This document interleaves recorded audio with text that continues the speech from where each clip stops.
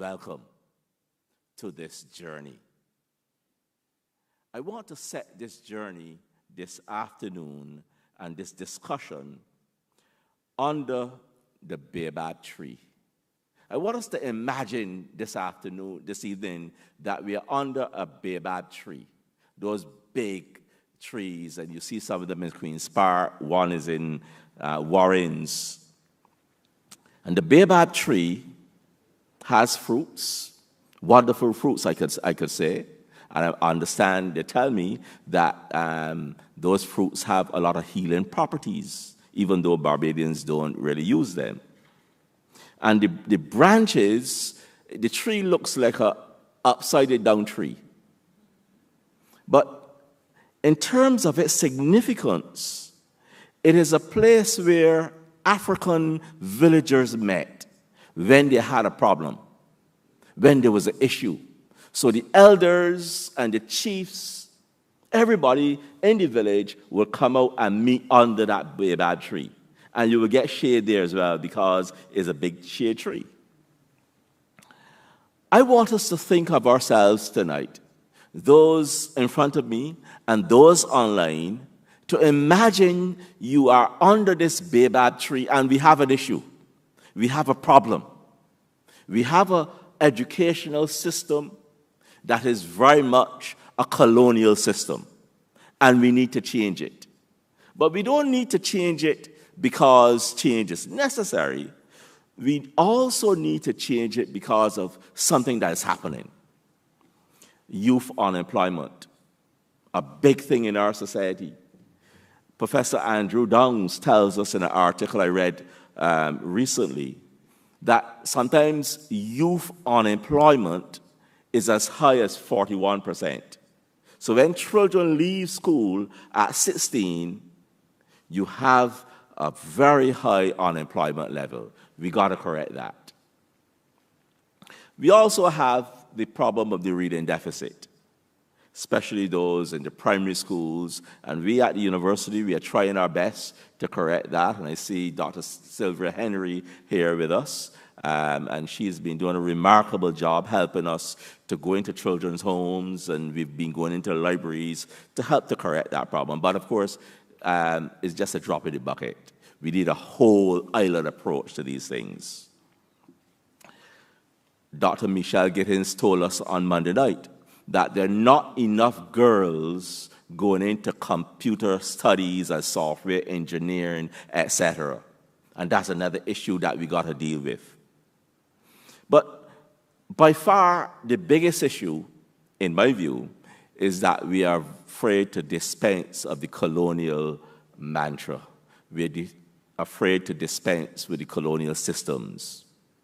I remember back in the 1960s, 1966, for example, there was a big campaign in Barbados about independence. And there were some people who wrote and said, we want to be British. We want to remain under the British system. Yes, and they were not afraid to do that.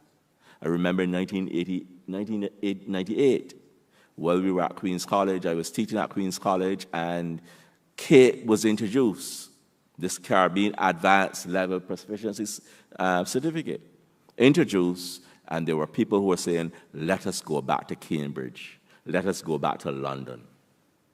And we have seen now how CAPE has been so successful.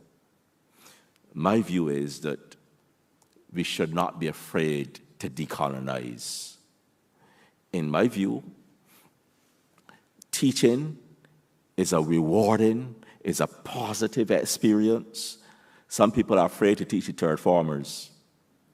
But I love to teach the third formers because that's where the energy is. But you can't teach it in a theoretical way. You can't be all chalk and talk. You got to take those students outside, into the communities, into Bridgetown, into Morgan Lewis, let them see the dairy farms. Let them experience Barbados working. And when they do that, they're already deciding in their minds what they want to do when they leave school. Sometimes we're too tied to the classroom, too tied to the school. Let them get out and see what Barbados is all about. Visiting farms, visiting hotels, visiting factories, airports, and seaports. Let their learning be experiential. So I'm happy today to be under the baobab tree with you and to have distinguished lecturers, distinguished people, former educators, everybody under the baobab tree with this big question: how do we transform education in Barbados for the better of our children and for the better of our society?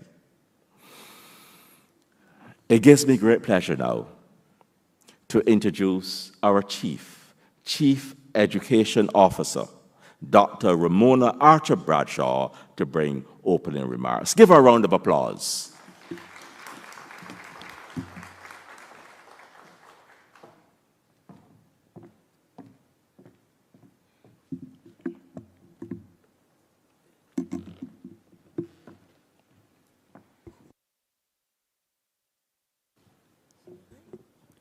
That's good. Thank you for establishing the protocol, Dr. Carter, and thank you for allowing me to share this space with you under the baobab tree. Good evening, everyone. It is with great pleasure that we welcome you to this lecture hosted by the Ministry of Education, Technological and Vocational Training and the School of Education, the UWI Cave Hill campus. The thought-provoking theme, Journey to Transformation, from colonized roots to decolonized fruits, is the first step in helping us to gain an understanding of the complex issues surrounding colonization and its deep and lasting impact on our society. The treatment to the theme this evening will also give us the opportunity to deconstruct our perceptions in a way that allows us to take meaningful action in enlightened ways. There is no denying that colonization has left indelible marks on our culture, our institutions, and our individual and collective consciousness. Therefore, we must ask the question, how can we renew our thinking so that our children can benefit from an education system that is indeed fair, inclusive, relevant, and modern? This evening, we are privileged to have Ms. Rosemary Campbell-Stephens, who will share her insights. She will be supported by our colleague from the School of Education, the UWI, Dr. Laurette Bristol. They will share their wisdom and expertise on the topic at hand and will serve as guides in our exploration of this complex and multifaceted issue. As we embark on this intellectual journey, let us do so with open minds and open hearts, ready to challenge our preconceptions and embrace the possibility of transformation. Let us engage in respectful and constructive dialogue, recognizing that it is through these conversations that we can begin to forge a path towards a more equitable future for our children. Once again, on behalf of the Ministry of Education, Technological and Vocational Training and the School of Education, the UWI, I welcome all of you. Thank you for your presence here this evening, both physically and online, and I look forward to your participation in this important discourse. Together, we can embark on a transformative journey that assures a bright future for every child. Thank you.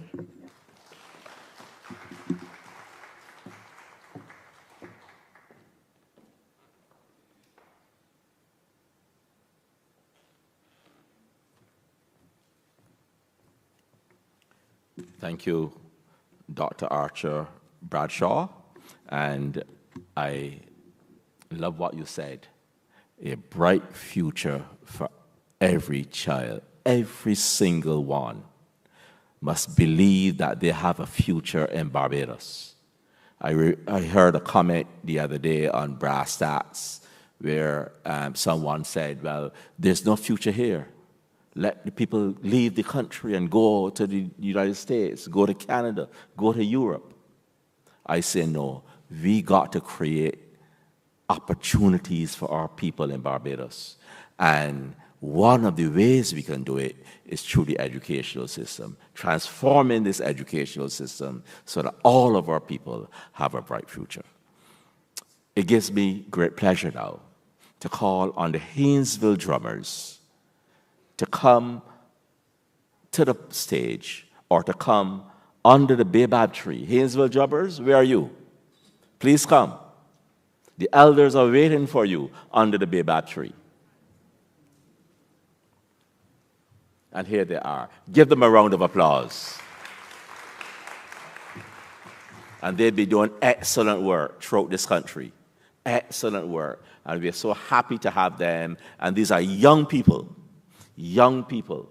I remember they did an excellent performance at the Newton Burial Ground, enslaved burial ground. We cannot forget that. And here, they're in a different setting today under the baobab tree. Haynesville drummers, over to you.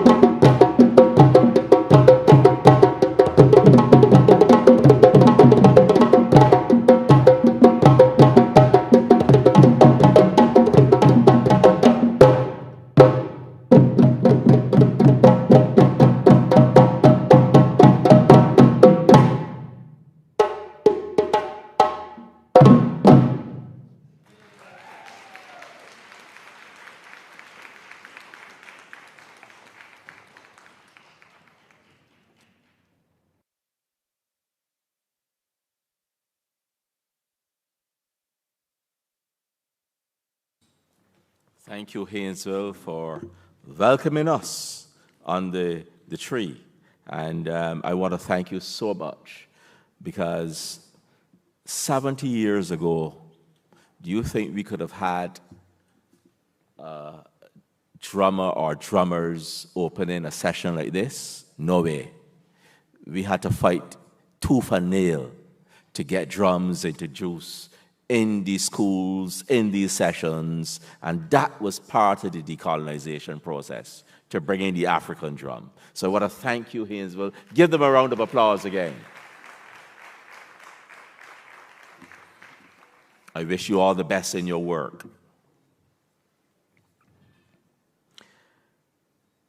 As we sit here under the baobab tree, we are delighted to have with us, to lead the discussion, Rosemary Campbell-Stephens.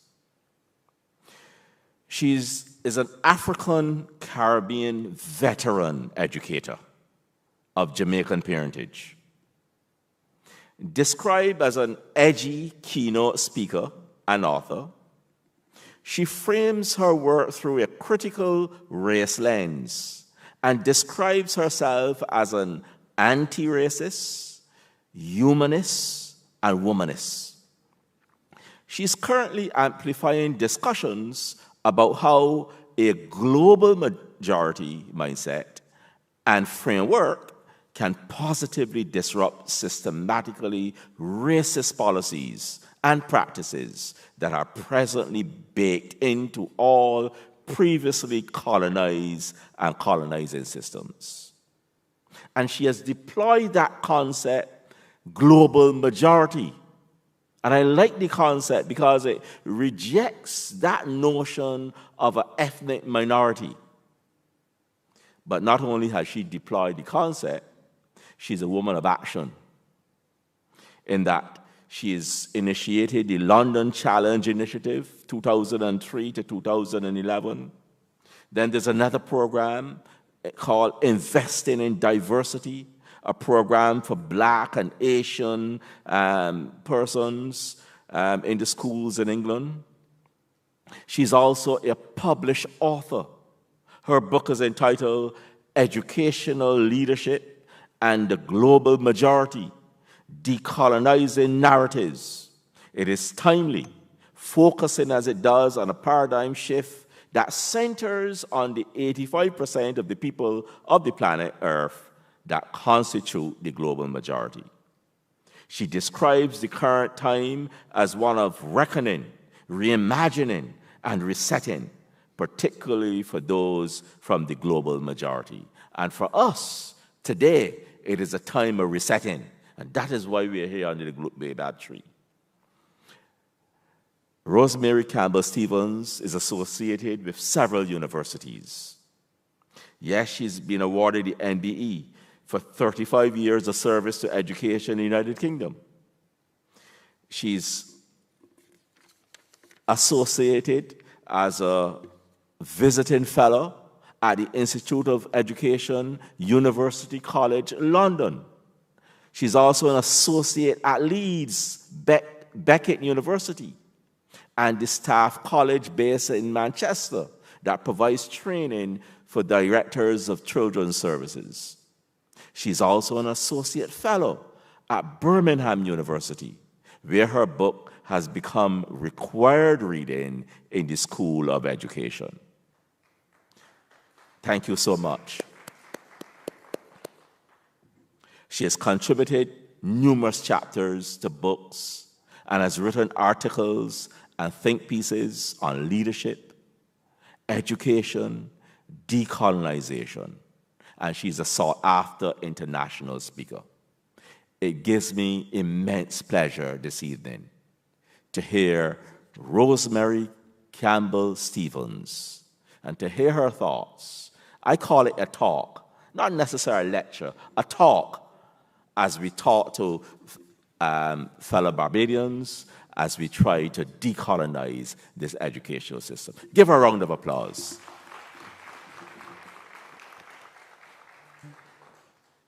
What a lovely introduction. Thank you so much. It is a real pleasure to be here. I am going to move away from this mic, although it's in the spotlight, because I have my other mic and I want to be able to kind of move around. Is that better? Okay. I really do want to thank you for that warm introduction.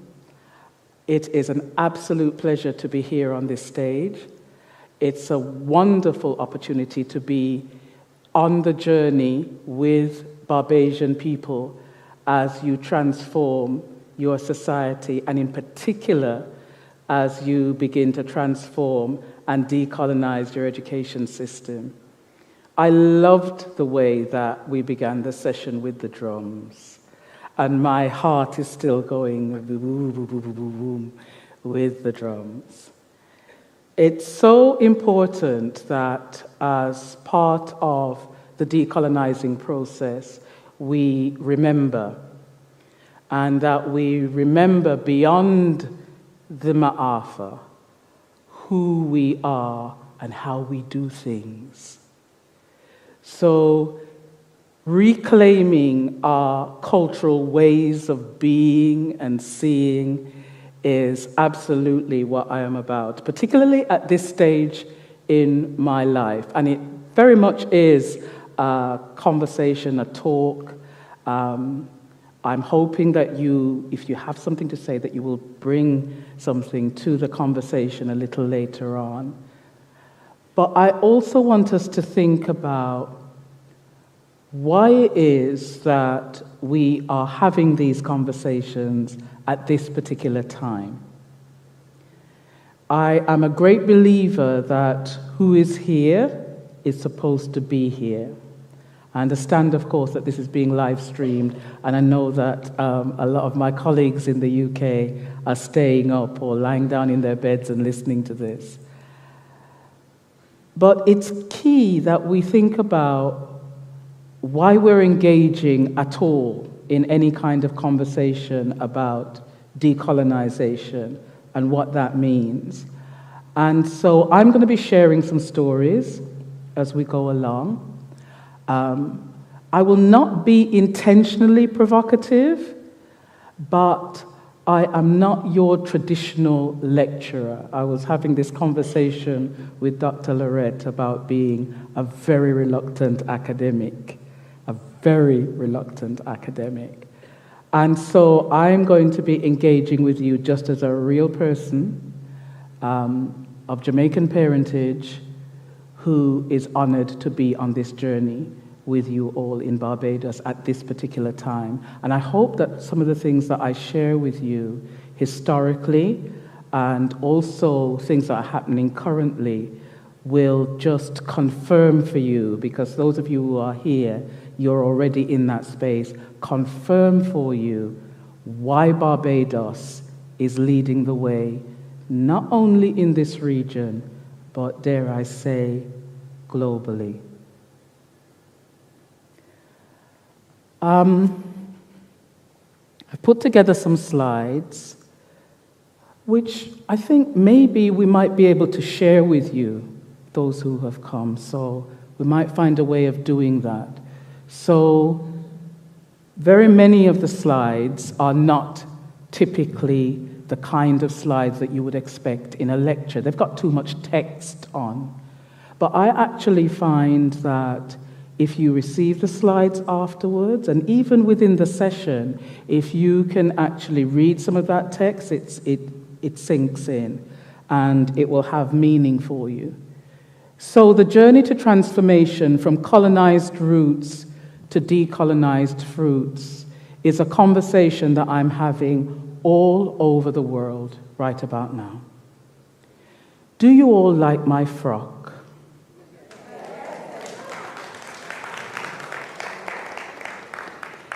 Now, what happened is about 10 days ago, I just returned home to Jamaica from Ghana.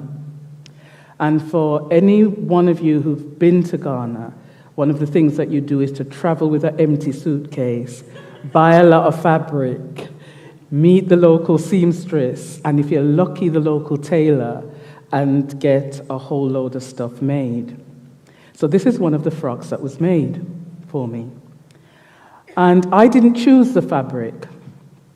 I had a conversation very late on with the host who had invited me to speak in Ghana on, believe it or not, from colonized roots to decolonized fruits. This is a conversation that I've been having all year in various venues and various spaces. And so I mentioned to my host on the Sunday, before I was due to fly on the Friday, that I really needed to get one or two more outfits. And was there somewhere where I could just go and buy some dresses off the peg, especially for a full-figured woman? And he said, none of that. I'll have my tailor come. Are you going out this evening? I said, no.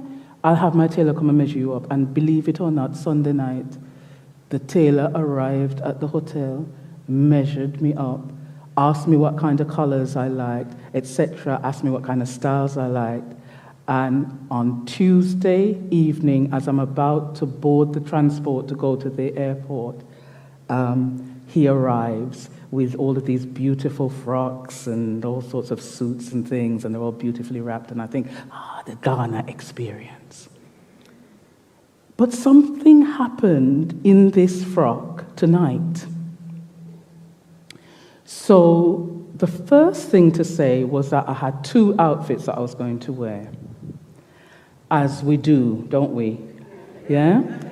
And then it's like, what does my spirit tell me that I'm going to wear? So anyway, I decided I'm going to put on this frock.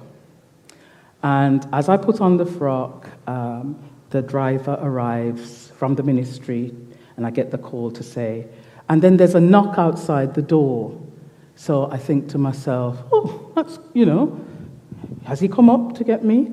And so I go out to the door, and I'm talking to one of the members of staff, and she moves away, and then this other guest comes running down the corridor to me, and she stops and she says, "Is that your cart?" It is a white lady, and I am dressed in my lovely frock that my host got the tailor to make for me in Ghana. And the lady run past about 6 rooms, and a cart with a mop and broom and came to me and asked me whether that was my cart. I stopped for a moment, and I was conscious that Akeem was downstairs and he could possibly hear me, my response, and I am Mrs. Campbell-Stephens, come to talk at the ministry, and I didn't want to get too Jamaican in the place. But I did ask the lady, say, does it look like that might be my cart? And she said to me, well, I don't know, but I need something fixing in my room. So I said to her, that is not my cart. And she stand up there, and I thought to myself, Akeem downstairs, and I said, you know what, move along.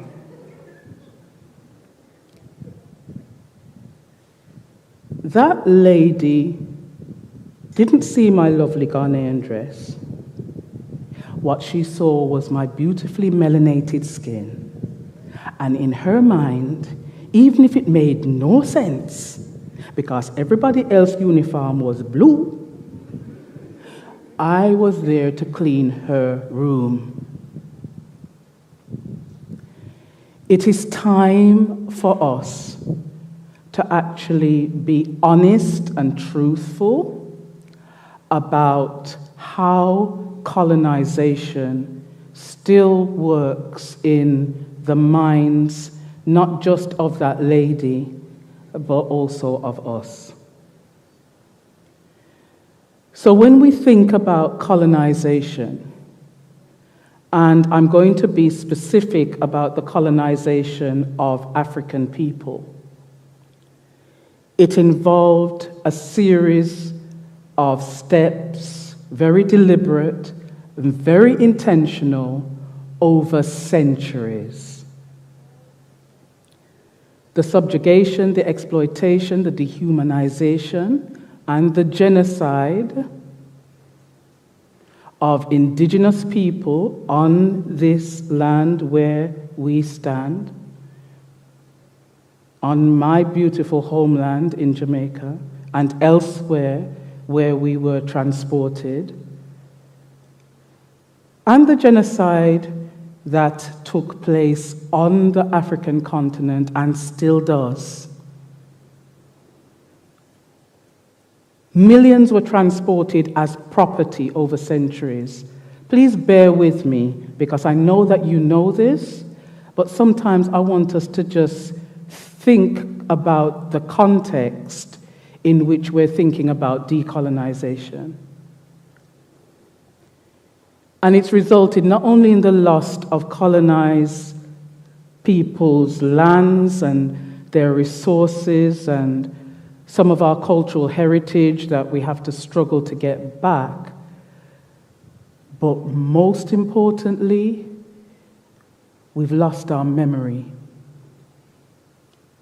And so for me, decolonization is about remembering how to remember.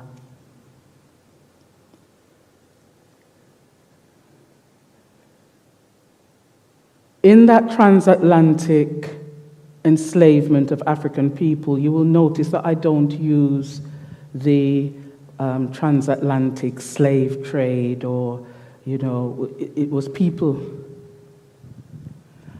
It was people that were transported from the 16th through to the 19th centuries.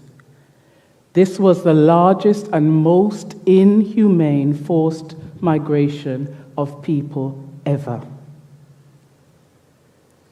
And so when we consider how far it is that we have to go, we probably need to consider how far it is that we have come. And what that process meant.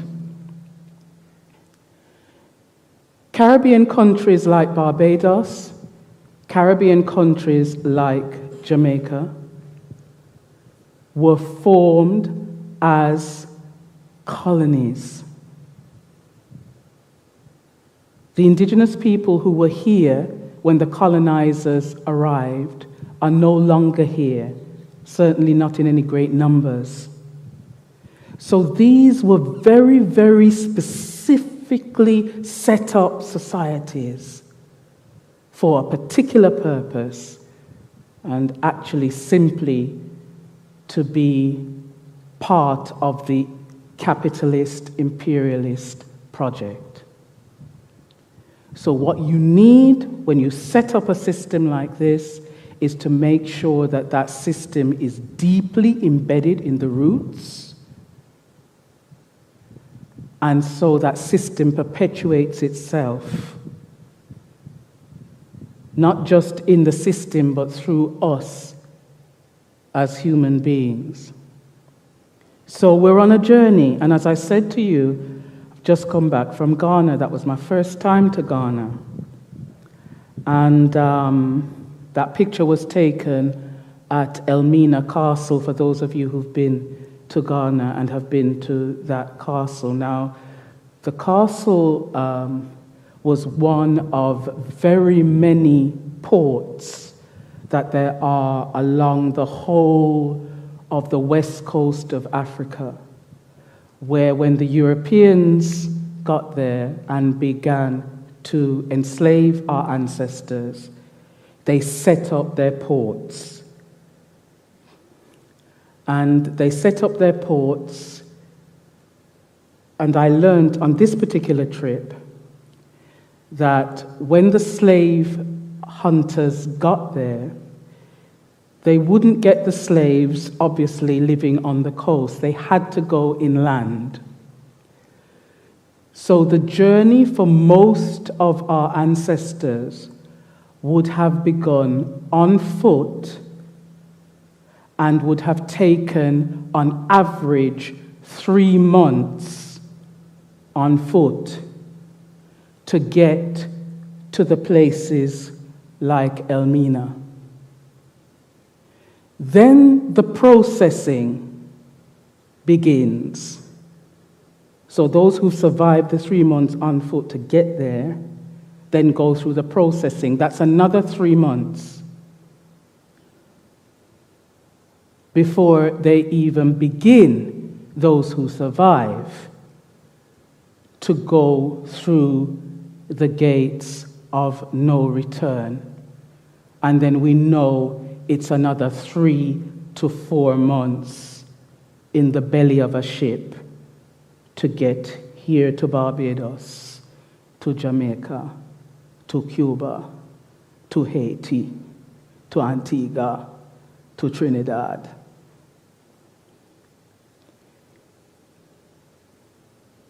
That visit brought me to my knees, literally brought me to my knees. And all I could smell in that place was menstrual blood. Where I'm standing is actually a church. They built their churches on top of the dungeons where they kept our ancestors. So I'm standing in a church, and what you can't see in terms of the plaque above is a psalm that is inscribed. I think it's Psalm 132 for those of you who know your Bible. Can't tell you the verse.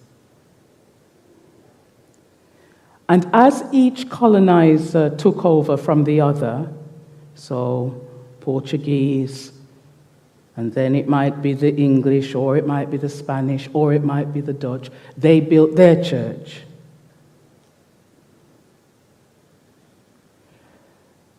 It was an experience that I will never forget, but I'm glad that I went through it. because it confirmed for me that when I'm traveling through London and New York and Amsterdam and Paris and enjoying the Western cities, that every last one of them, just like them build them church on top of the dungeon, every last one of those cities are built on the backs of our ancestors. So that's why I'm not tippy-toeing around the place like a little ethnic minority.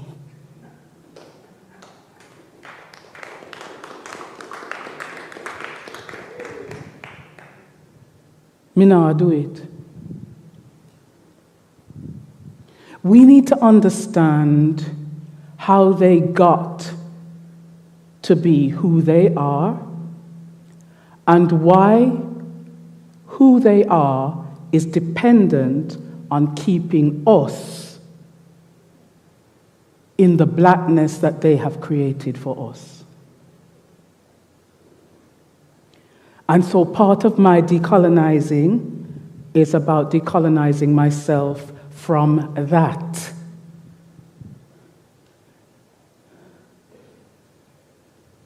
You can't talk about colonization without talking about whiteness, the system. I told you that I'm unorthodox. I do not stay in my lane, as many of you in the audience will know. And so I'm just going to talk straight, because menopausal woman of a certain age, I just haven't got the patience or the diplomacy to try pretty up things and don't mention that word, or so I beg your no pardon. But one of the things that we have to talk about is whiteness, the system. I'm not talking about white people like the white woman who thought I was there to clean her room in my lovely Ghanaian frock. I'm talking about whiteness, the system. Because, some of us, we incorporate and are the whiteness more than that little stupid old white man. So part of the colonization is about decolonizing ourselves from whiteness, the system. Now let me be clear about this. You cannot talk about colonization without talking about whiteness. Whiteness has a long history in European imperialism and epistemologies. It does not simply refer to skin color. Hello. But is an ideology based on beliefs, values, behaviors, habits, and attitudes which result in the unequal distribution of power and privilege based on skin color. Whiteness represents a position of power where the power holder defines social categories and reality and becomes the master narrator. To the extent that we operate in whiteness without even knowing it, or understanding it, or seeing it, or naming it, because it feigns neutrality. So knowledge is just neutral. It's not white. It don't have a color. But yet we know there's a hierarchy in terms of knowledge, isn't there? There's some knowledge that is seen to be knowledge that we would want to acquire, and there's other knowledge that would seem to be a little less. Let's look at the arts. Let's look at music. There's high art, and there's art like the drummers who just drummed. So I want us, when we're thinking about decolonizing an education system, to think deep and to go into the roots and to understand very specifically why Barbados is where it is in its journey. because that stratification by color was enshrined in law for the first time on this soil. That's why Barbados is so special. Barbados was the first place to create a unique racialized demography described in law, that's why it's in bold, where whiteness indicated entitlement and white people accrued benefits as a result of being white. So where would you find the slave codes? You have to go back to 1661, when a chap from England called Walrond created 2 comprehensive pieces of legislation. At that time, you were under British rule, an Act for the Good Governing of Servants and Ordaining Rights between Masters and Servants, and an Act for the Better Ordering and Governing of Negroes. There are 2 pieces of legislation to the 1661 slave codes. They set the tone for the creation of a society stratified by race and color. By law, white-skinned people could enjoy power, freedom, and wealth at the expense of a black population that was subjugated by brute force. The Barbados slave codes were designed to oppress by a systematic negation of the most basic human rights of black people. So, for example, it was illegal for black people to read. This is important for people who are trying to transform an education system that came out of those roots.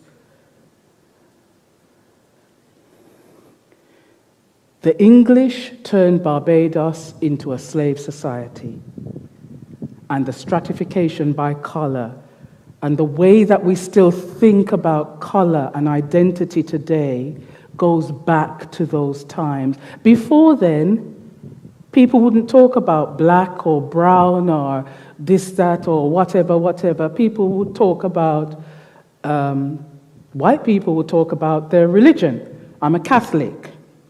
Or where they come from. I'm English. And as African people, of course, we had our own ways of defining ourselves. Different ethnic groups, different tribes, different languages, all coinciding, living together. Fine.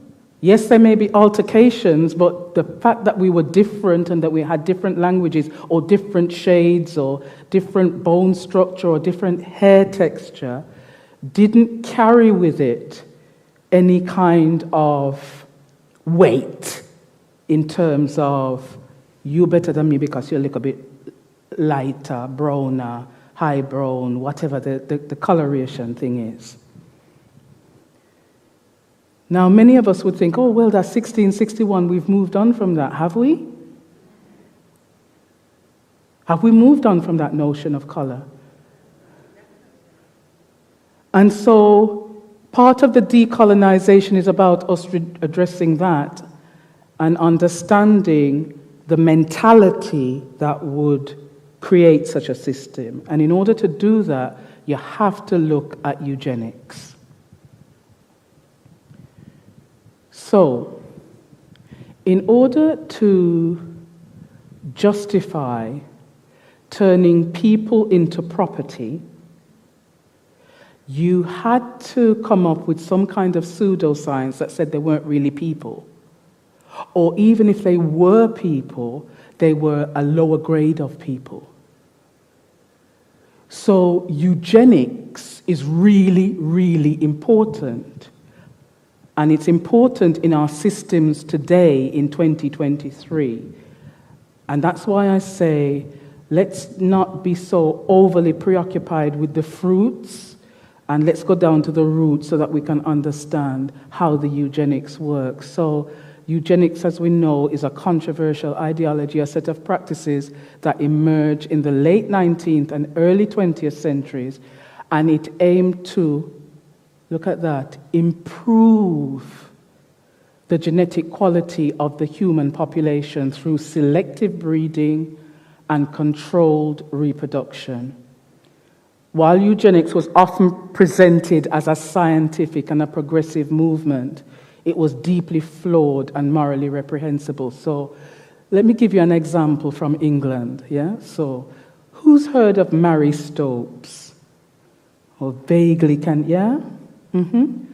And you heard the name, yeah? And you can vaguely, and what would you say that Mary Stopes is sort of known for, sis? I saw your hand go up, so just shout out.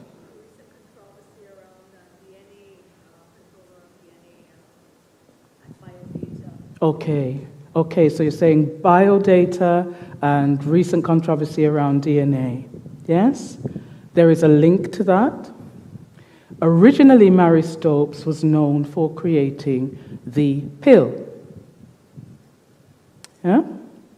And the pill for women to control reproduction. And so that's why people talk about some of these eugenicists being linked to what might be otherwise seen as progressive, because for some women, they would say, well, we have control of our bodies, it's good that we have something that we can control our reproduction. For other women, of course, that isn't how they feel about it. But what people don't know was that she focused her attention on a particular group of women in England. And those were women on the streets, prostitutes in a red light district of London called King's Cross at the time. And that's where she focused her work. And so it wasn't about giving all women a kind of, democratic way of organizing your reproduction. It was really about saying certain women shouldn't breed. Certain class of women shouldn't breed. We're not even talking about race now, we're just talking about white people in terms of how they see things. And so a lot of these eugenicists, although presented as progressive, were deeply flawed and morally reprehensible. And so it would link to some of the controversies and some of the older controversies about certain people being sterilized without them realizing that they're being sterilized, certain kinds of procedures being carried out on certain types of people.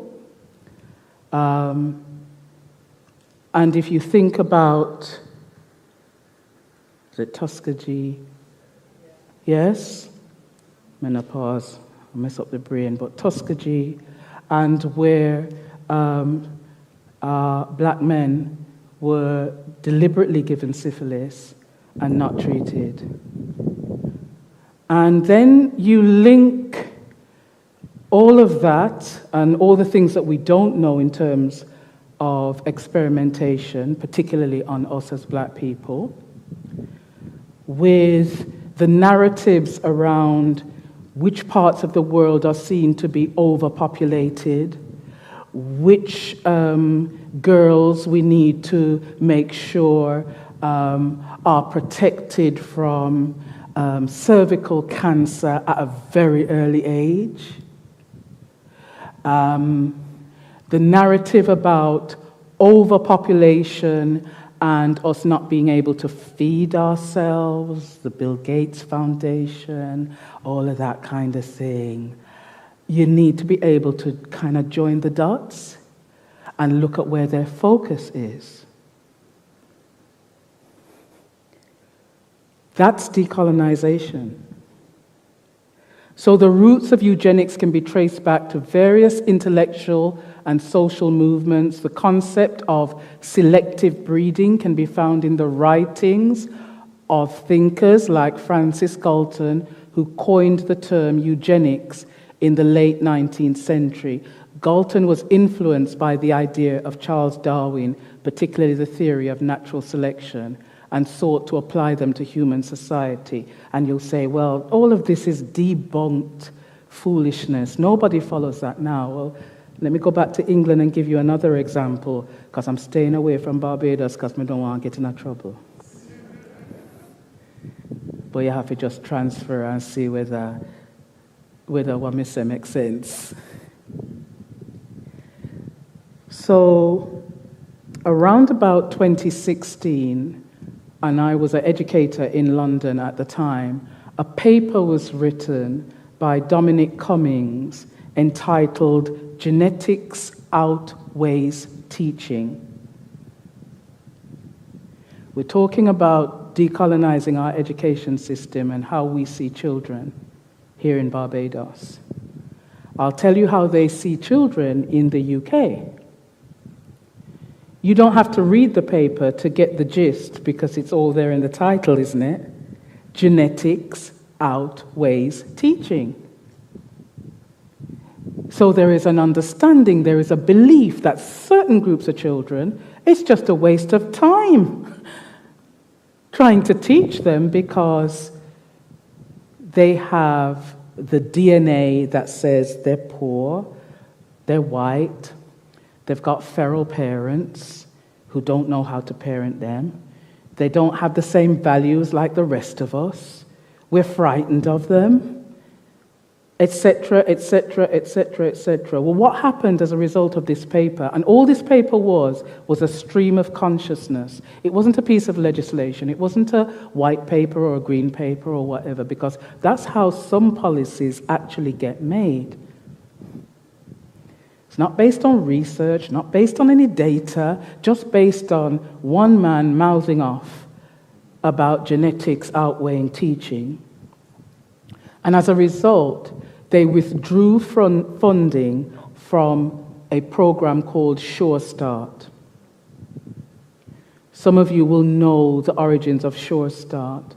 In the States, they call it Head Start. And by the way that it was defunded in the States was the same thing. Usually a very liberal-sounding think tank that has these eugenicists planted within them, who write these papers, often at a time of shortage as well, at a time when financially the country might be struggling, there are all kinds of calls on the public purse. So the narrative is, don't waste money on them worthless people, because it's not going to make no difference. Does that narrative still play out in Barbados in a different way? Does that narrative play out in the conversations that we're having about transformation, in terms of where should we focus our energies and where should we just leave to continue as they are, because they're not really the problem? Decolonizing.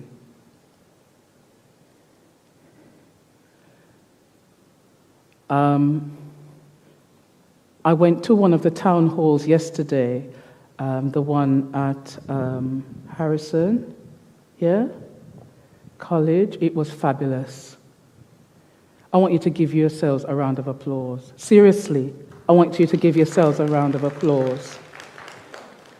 You are going through a process in a very thorough way. Now, sometimes it might feel like the cart before the horse. But actually, to open yourself up to that level of public debate, and I saw people there, taking notes, and people were just wonderful in terms of responding to what people were saying. And there really did feel like a genuine need and interest to hear what people had to say. And some people had their little soapbox and wanted to be heard, but actually there was some good stuff said.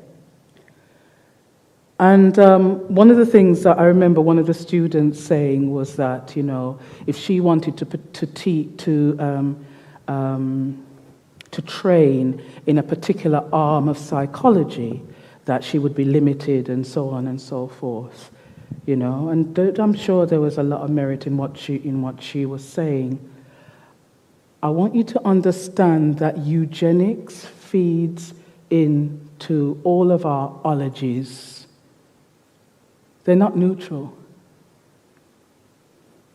I wanted to say to that young student whether she'd ever considered African psychology. Did she even know that there might be such a thing? Or is there just an assumption that knowledge is neutral and it doesn't come from anywhere, it doesn't come from any perspective? When uno a change up uno education system feel become decolonized, not just replace one ology with the other so that my girl can actually train in a particular ology where she want to train in her. You might want to broaden the thinking. Anthropology, statistics, law, geography, ethnography, genealogy, all of these things feed into a colonized system and a way of thinking about different groups of people. And I was particularly moved by the deaf students and by the students who were talking about those students who have special educational needs, who are neurodiverse, or might be on the autistic spectrum. Where do you think that deficit narrative around disability comes from? The disability discourse and the continuing impact of those narratives come from eugenicist thinking about who is well born. Eugenics, Eugene from the Greek, well born. So if we're really going to want to have an inclusive system that really thinks about people as being equal, then we are going to have to be looking to different places for that kind of training and thinking. This is me. Say, ah.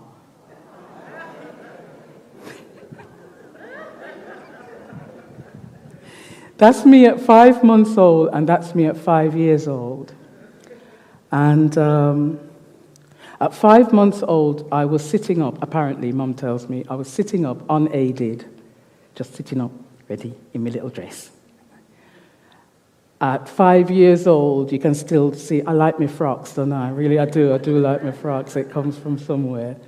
And I do remember that formal picture being taken, and I wanted to show off the pleats at the bottom of my thing. But I do remember that picture being taken because I was given a choice that day, not about the frock that I was going to wear. Mum had already decided that. But it was like how I was going to wear my hair.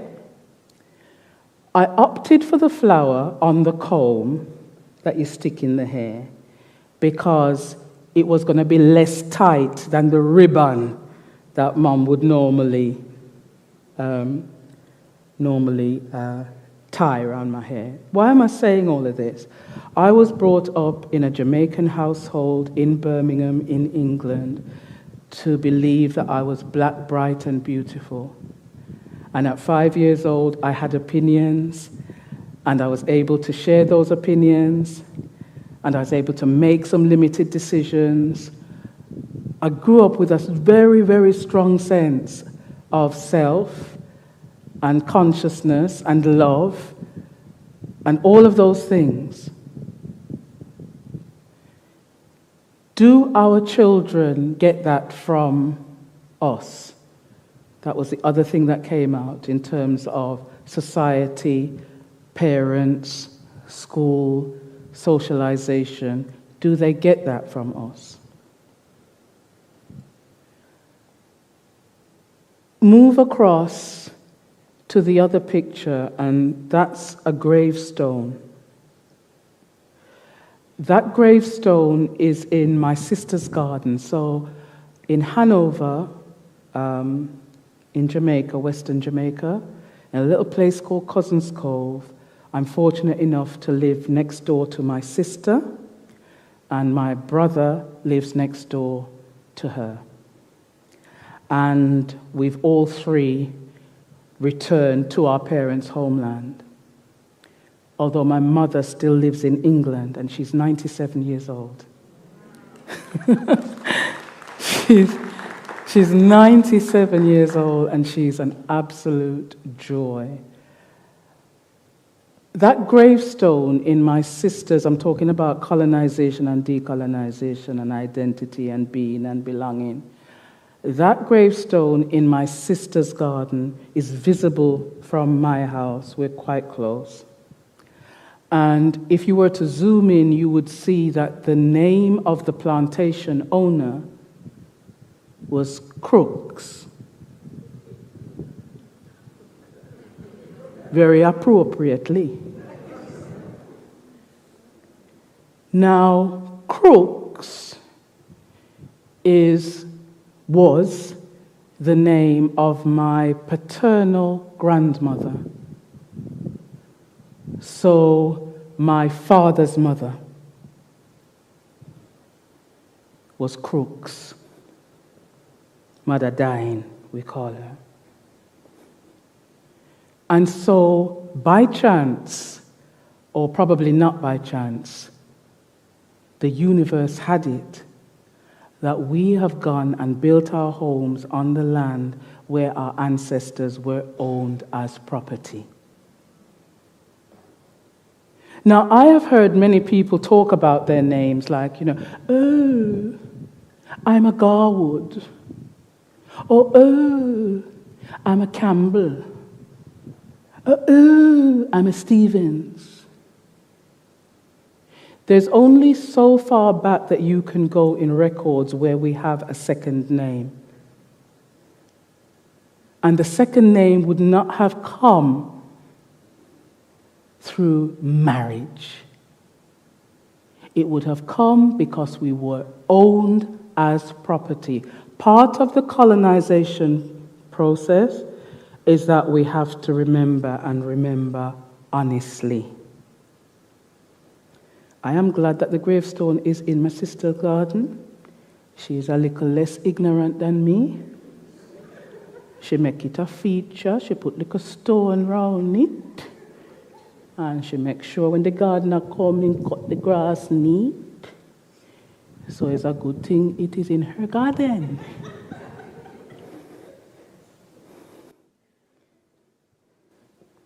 Harrison College, fabulous school. We like our fabulous schools, don't we? And part of the biggest hurdle that you will have in your transformation is how do we ensure that every school in Barbados is a fabulous school? That's what we want, isn't it? Do we not think that every Bayesian child deserves to go to a fabulous school? Hey, because them are probably not well born. And DNA outweigh teaching. So while we are wasting time, I try to get them into. So I went to a fabulous school. See it there? King Edward VI Grammar School, Foundation School. King Edward VI in England, you can trace it back to 1550. So I went to this beautiful, lovely grammar school. And what did I learn about myself in this beautiful, lovely grammar school where we learn Latin? Can't speak one word, I don't know. I don't really have much use for it, but it sounds good. But just as people here in Barbados, kids in Jamaica, kids all over the world who go to fabulous schools, you put that name of that school on your resume and doors open. True or not true? And I have benefited from doors opening as a result of going to that school. But the thing about me going to that school was that I'm actually intelligent and bright and can think for myself. And I realized something in that school, that there were very few black girls there at the time that I was going there. And I realized that most of my white friends who went to that school, their siblings, whether it was their sisters or their brothers, would end up going to one of the King Edward Foundation schools. In fact, once one of those kids got in, you could buy the uniform for the other one, just say, yeah, you're going to get in. My sister, Jo, who has sadly died and passed into ancestorhood, my younger sister, our younger sister, took the 11 plus exam, just like I did, and a letter came back saying that she had not been awarded a place. Not that she had failed, but she had not been awarded a place at King Edward's. My mom challenged it. My mom is that kind of person, and she challenged it, and she actually got back a very honest reply from the local authority, which said, this particular year, so many people, so many kids had actually met the threshold that the previous year would have got them in, that this year she didn't get in. It was little solace to Jo.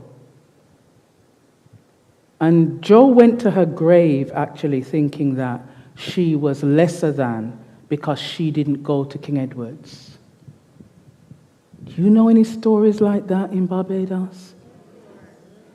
Do you know any stories like that where big, old people, I'm sure Ramona shared one from the stage yesterday night, would lie rather than tell people which school they went to? Is that the kind of legacy that you want to take forward into your transformed, decolonized education system?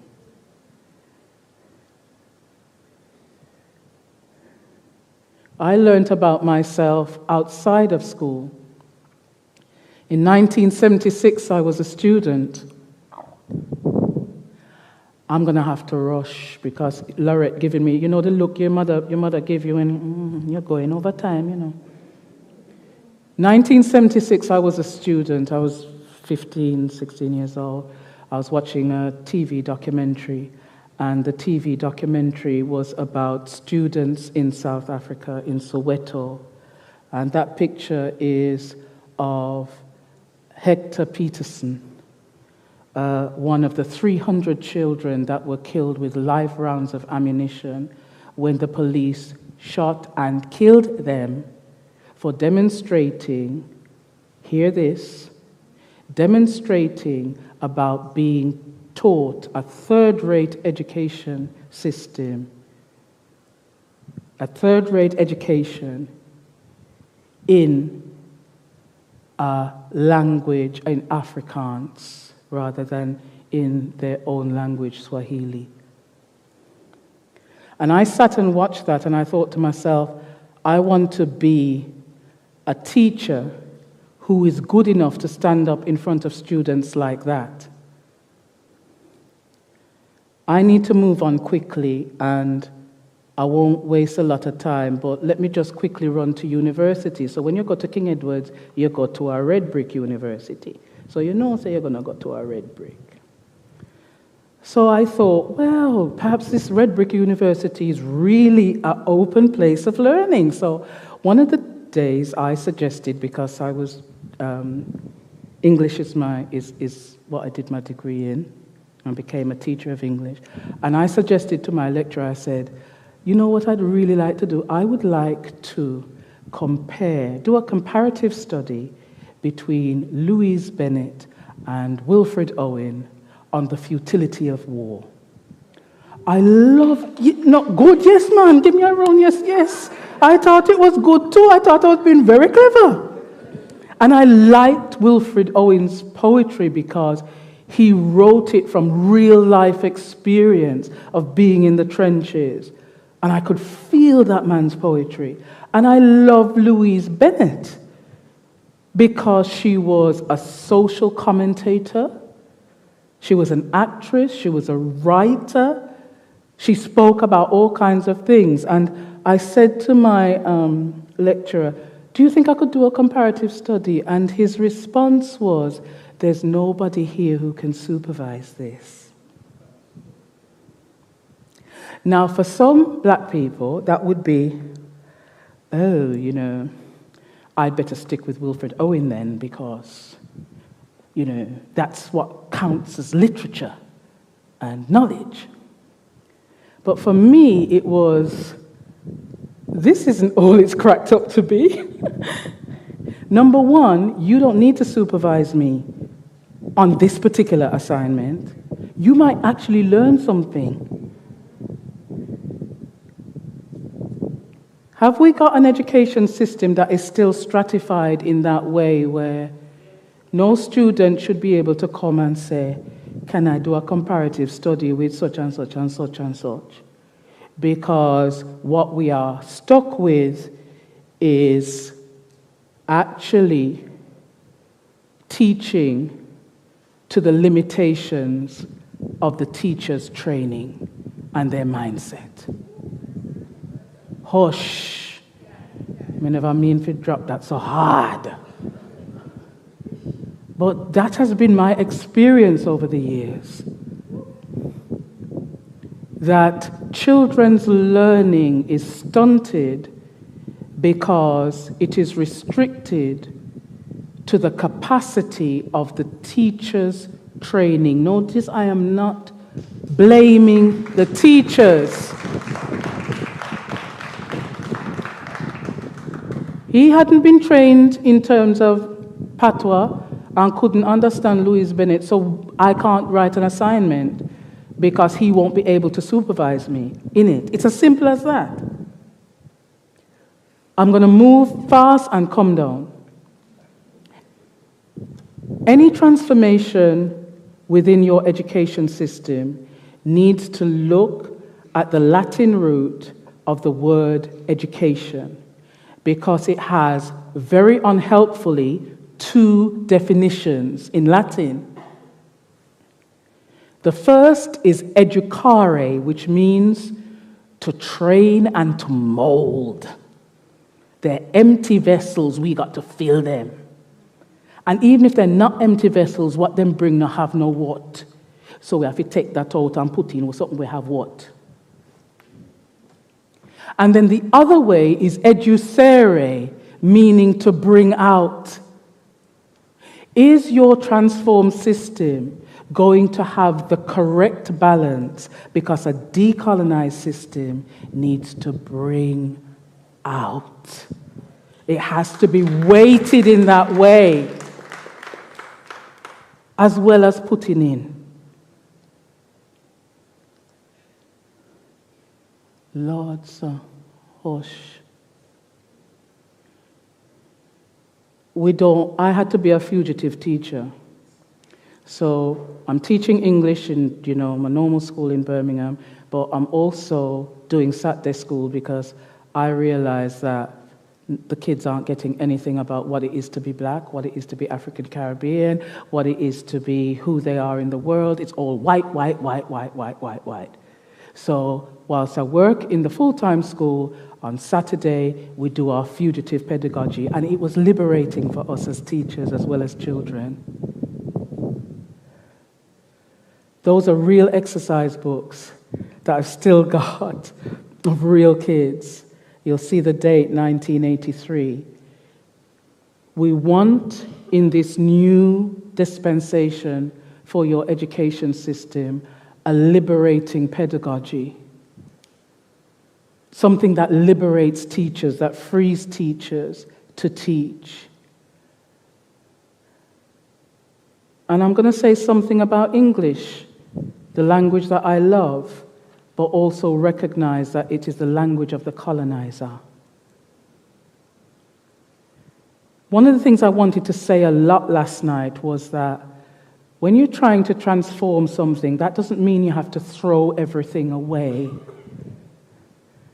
Because that was the kind of fear, oh, we're going to lose everything, You don't have to throw everything away. But you do have to realize the limitations of some things. There are certain meanings that cannot be conveyed through the language of the colonizer, and if you're only speaking the language of the colonizer, you can only think and imagine and dream in a very, very limited way. How can we move to be the decolonizers that will always ask from whose perspective, in whose interests, who benefits and who does not, for what purpose and to what end? These are the questions that we need to be asking about the transformation. Whose perspective, in whose interest, who benefits, who doesn't, for what purpose? What are we why are we moving to that model? For what purpose and to what end? I haven't got time to do this, but I do need to say something about what we're decolonizing in terms of education. And I've done it 3 times, I don't know why, but it seemed like we have to repeat things anyway for people to get it. In terms of decolonizing the education system in Barbados or anywhere, you're decolonizing the leadership, you're decolonizing the training that all the teachers go through and all the other educators who work in the school and the leaders. You're decolonizing your thinking about pedagogy and teaching and how you go about teaching particular things. You're decolonizing the curriculum, the content, and you're decolonizing the assessment because, trust me, eugenics is deep into the roots of this assessment model where we are used.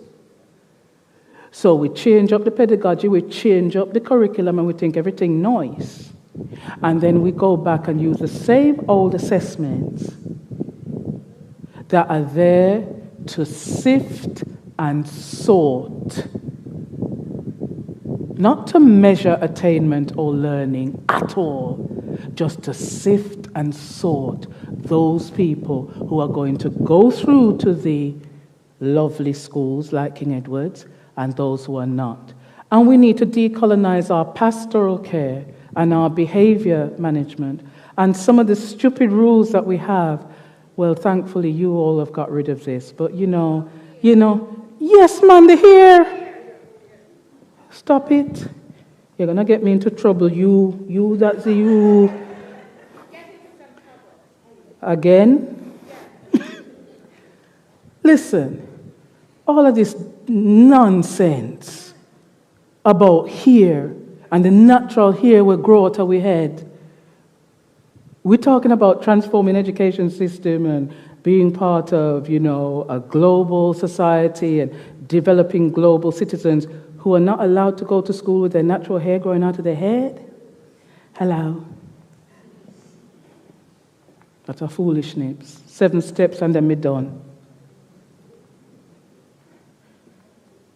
The 7 steps to decolonizing require that we remember, we reckon with, we reimagine, we repair, we recenter, we reset, and we restore. Remember who we are before the Ma'afa. Reclaim some of the ways of being and seeing, which includes actually operating as a collective. That is a natural way of how African people operate. We don't operate as individuals in our own self-interest or our own little family interest or our own little... That's not how we operate. Ubuntu is how we operate. But then we wouldn't know that because the education training that we had didn't tell we nothing about no Ubuntu. Record. We have to turn around and face the fact that we have been indoctrinated, me included, and that thing needs to be flushed out of my system. Yes? Then we have to start the repair because we're traumatized people and we haven't dealt with any of that. So when I stood in Elmina Castle and all I could smell was blood, menstrual blood, is because of trauma we may not deal with. And we have all of that trauma we have to begin to repair before we can reimagine.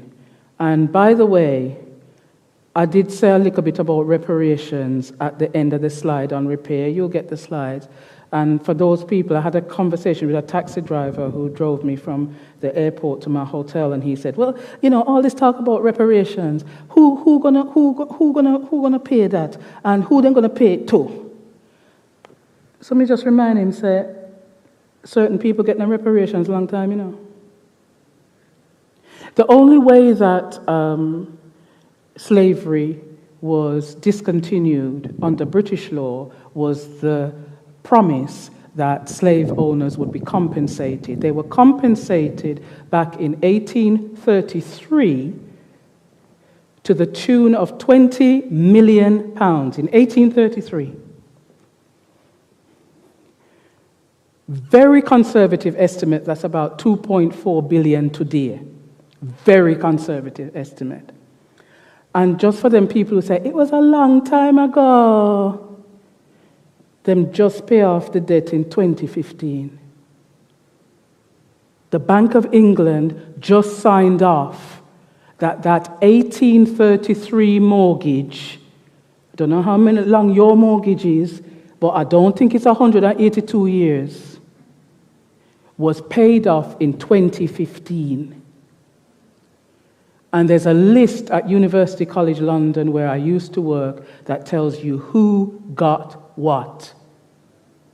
Them name, them address, and how many of our ancestors they owned, and how much they got paid for them. So we need to take reparations seriously. Then we reimagine. Then we recenter. And then we reset. I have to stop because I've gone over time.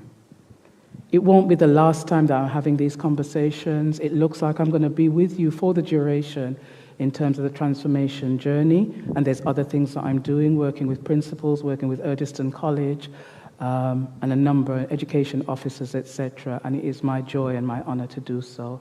Thank you very, very much for being a lovely audience.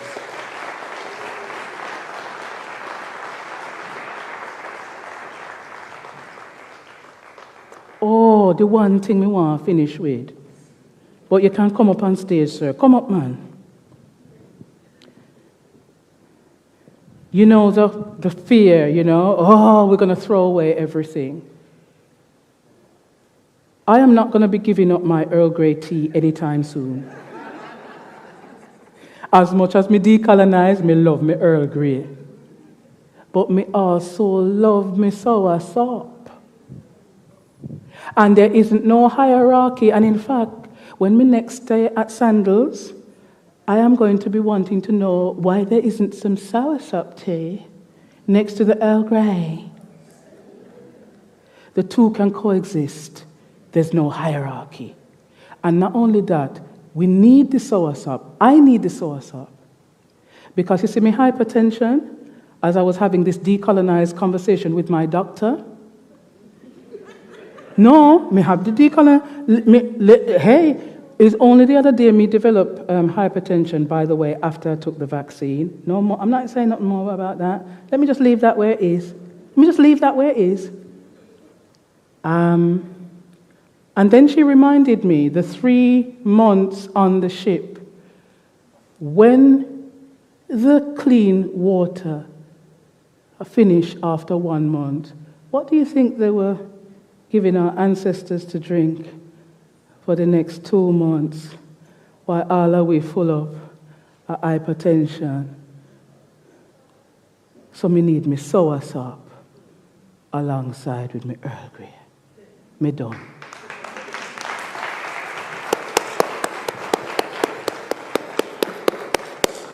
Thank you very much, Rosemary. I like how you started that journey in Africa. with slavery, the slave trade, and how you actually experience Africa. And that is important for our people as well, especially our children, to understand slavery, to understand the slave trade, because that's your roots, that's our roots. And if we don't understand that, and specifically if we don't teach it, we will never understand who we are. So I want to thank you for starting there. And I'm sure that our audience, both face-to-face and online, will engage you on that question. So thank you for an enthralling lecture. We really have been given good steps to approach education, to approach decolonization. And I like that last point. You don't have to throw out everything. There are a lot of successes in our educational system. There was a time when Barbados used to export teachers and head teachers all over the Caribbean. Things have worked well, but then there's some things that need changing. Thank you. Now, at this time, I want to invite Dr. Laurette Bristol to be seated, and she'll be discussing with Rosemary these issues. Dr. Bristol is a citizen of the Republic of Trinidad and Tobago. She's currently serving as a senior lecturer at the School of Education, UWI Cayfield campus. She previously served as the program manager, human resource development at the CARICOM Secretariat, with responsibility for leadership, yes, leadership, management, coordination, and harmonization of strategies that enable the implementation of the CARICOM Human Resource Development 2030 strategy, which was approved by heads of government in 2017. And so we have two experienced educators. Laurette has over 25 years experience at the primary level, and of course she's been teaching in Australia as well, throughout the Caribbean. She's a published author. Yes, a published author, single-authored books, co-authored books and co-edited books, and of course numerous peer-reviewed books, chapters, and journal articles. So we are happy today to welcome Laurette Bristol, Dr. Laurette Bristol, our colleague at UWI. Now this is how we will proceed. We will field questions from both the audience and the online audience. And the online audience will send the questions to me on my phone, and I will feed them to our distinguished guests. Okay? So here we go. Who's going to be the first? I can't see you because the lights are in my eyes, but someone is walking around with a mic. So if you have a question, stand, get the mic so that we can hear you well and proceed with your question or your comment. Okay? Who will be the, yes, we have a gentleman here on my right. Right here. Just stand, say your name as well if you want to, because remember we are on the baobab tree. So we are friends today. Let us know who you are. Go ahead. Thank you very much, Chair. My name is Buddy Laria, and my sister, Campbell. I want to join you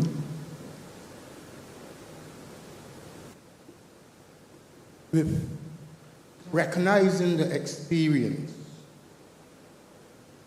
of Elminio Castle.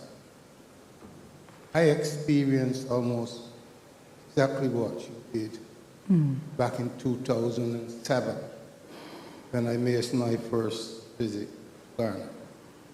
But also I want to thank you on behalf of the people of Barbados for bringing your experience of England to Barbados. Yeah. I say that precisely because I am a social historian, I'm an author. I have 5 books on Amazon. Only today, I wrote to 2 prominent secondary schools. Say to the teacher, look, I have just written 2 small books on the history of Barbados from the 1955 precisely, because Barbados was transformed in 1955 because of the devastation of Hurricane Janet. And I said to him, to the teachers, I want to make sure that every secondary school child get a copy of these 2 booklets free of charge. I am going to pay for them. Every secondary school. And I'm just asking the contribution, agreeing to teachers to allow these books. And I end with this. I came back to Barbados. I lived in England from 1963 to 1994. Not only that I'm a historian, but I am a specialist in racism, awareness, and mental health. And I came back to Barbados in 1994. Top specialist in England. And you would know this. We do not in England speak about class. It's just racism. When I came back to Barbados, dealing with racism in England, I hit classism.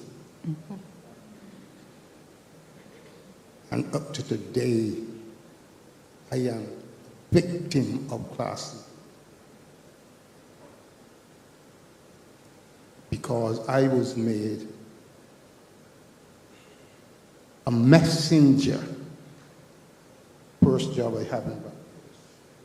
A messenger.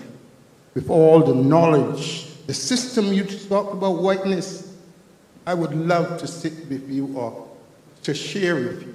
Because what you have shared with us in England, and you said a top person like you still do the SATA schools, because most of our children, and you're lucky that you wasn't put in an educational subnormal school with what you brought out of your childhood in your parents' house. You was lucky, and I'm sure you know that. But the people in Barbados and the Caribbean do not understand how racism and classism are integral. So I want to thank you very much and tell you that I'm glad that you say you're staying with the journey of the transformation. And Barbados is at this point, and you made the point, I close. You made the point that Barbados is not only leading in the Caribbean, but you would say globally. Okay. And the reason for this is because Barbados has now 4 years to prepare for the 400th anniversary of Barbados as a colony, the only kind in the world. We have 4 years. That's why we are going through constitutional reform, parliamentary reform, and now educational reform. So I want to thank you very much, because people like me, they would not listen to. So I am so proud of you. Thank you very much. All right. Well, good night, everyone, and thank you for the opportunity, Rosemary. Fantastic job. I know that it triggered for many of us a number of stories that we can all tell. So I personally moved from thinking about questions to reacting to the story. And let's start with telling those stories. Is this your card? Very powerful way of opening the conversation about decolonizing. I want to say methodologies because of the way in which we do things. So when we think about the colonized mind, the way in which we speak, and when we are decolonizing, therefore we have to change the language that we use to speak about ourselves and to speak about others. When we think about our colonized actions, the things that we do, we decolonize, we have to think about how do we do this differently. But how do we do this differently really depends upon how we've changed the way in which we speak. Yeah? And of course, the result of that are those colonized relationships. So those decolonized relationships, the way in which we relate to each other are hinged on how we speak and how we do. Bringing it home to the classroom, because a lot of times when we talk about decolonizing education, we can all resonate with that, but we don't know how to do that. So share with us a little bit more, when we think about decolonizing education, what kinds of sayings must be transformed? What kinds of doings must be transformed? And what kind of relatings must be transformed, because these are the things that hold practice in place. So talk to us a little bit about that.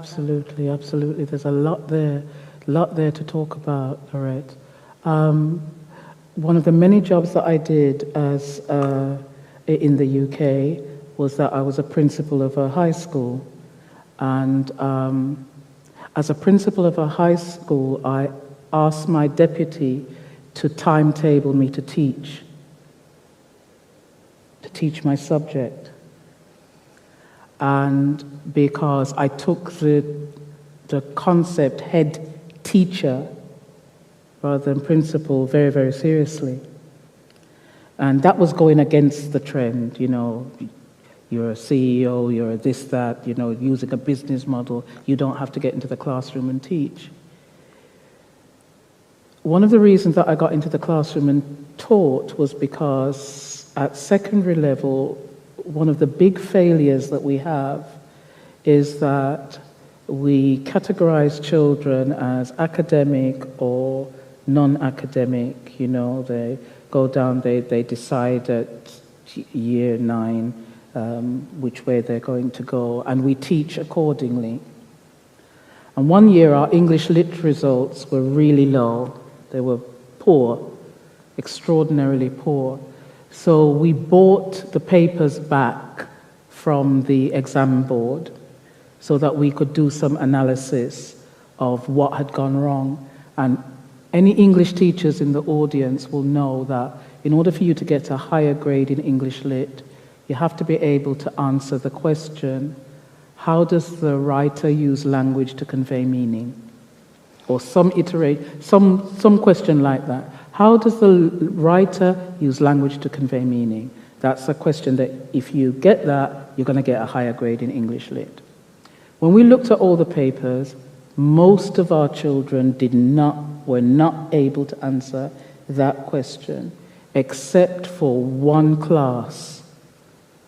So we looked at who was teaching that class. And that year we were short of English specialists, and we put our drama teacher, our drama specialist, in to teach English. And her kids got the concept, how does the writer use language to convey meaning? Long and short of it, when Ramona invited the drummers to come, I said to her, are the drummers gonna stay? Because I wanted them we were gonna do a little bit of a lesson here. What we did that year was to have Emma, who was the teacher of drama, to write our lesson plans for how we would teach this particular concept, and then me and her came up with an idea. Supposing the concept, still talking about decolonizing our thinking, supposing the concept that we wanted to convey meaning about was mood. That's the concept, mood. we said that we were going to enlist some help from colleagues, but none of them would be English teachers. They'd be the music teachers, they'd be the PE teachers, they'd be the drama teachers, they'd be the art teachers, because all of them could teach mood for, say, half a term. And by the time the kids got to the English classroom, they would understand mood. You imagine you've got a day where you go into your art classroom and the art teacher says, I would like you to design a poster or a picture or an album cover. That gives me my age away. I would like you to design something and it has a somber mood.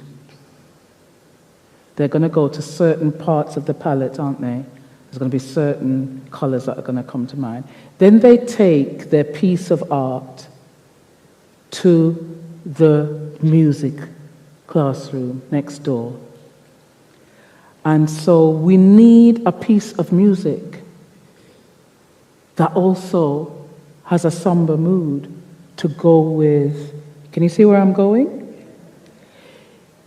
So these bodily kinesthetic youngsters, the kids who can play the drums, the kids who are good at sports, the kids who are great at music, that we write off because they can't deal with academic concepts. By the time they've been through 3 lessons where they're using their preferred learning style, they get mood. By the time they come into my English classroom, all I have to do is to provide the scaffolding for them to write about it. And they're incentivized to write about it because they understand it.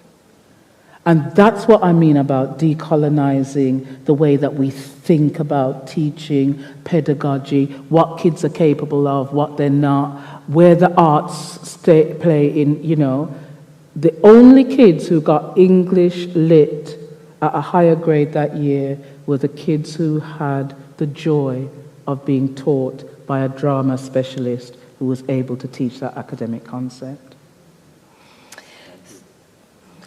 All right.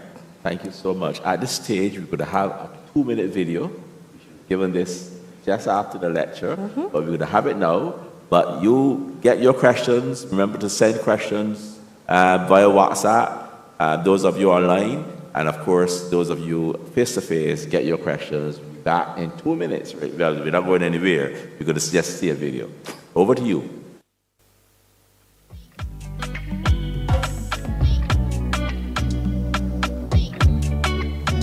Remember. Kumbuka. Remember who you are.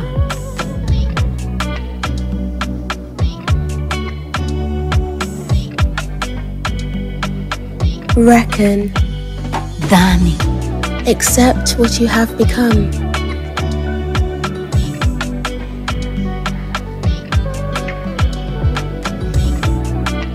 Repair. Tengeneza. Time to heal.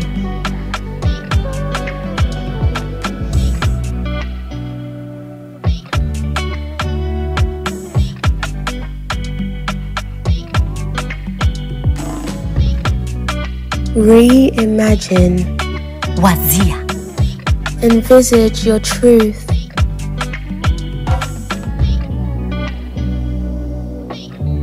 Recenter. Leta katikati. Root yourself in the new.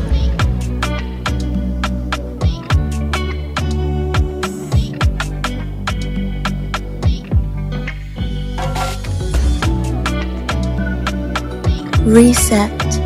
Weka upya. Neutralize in your new default.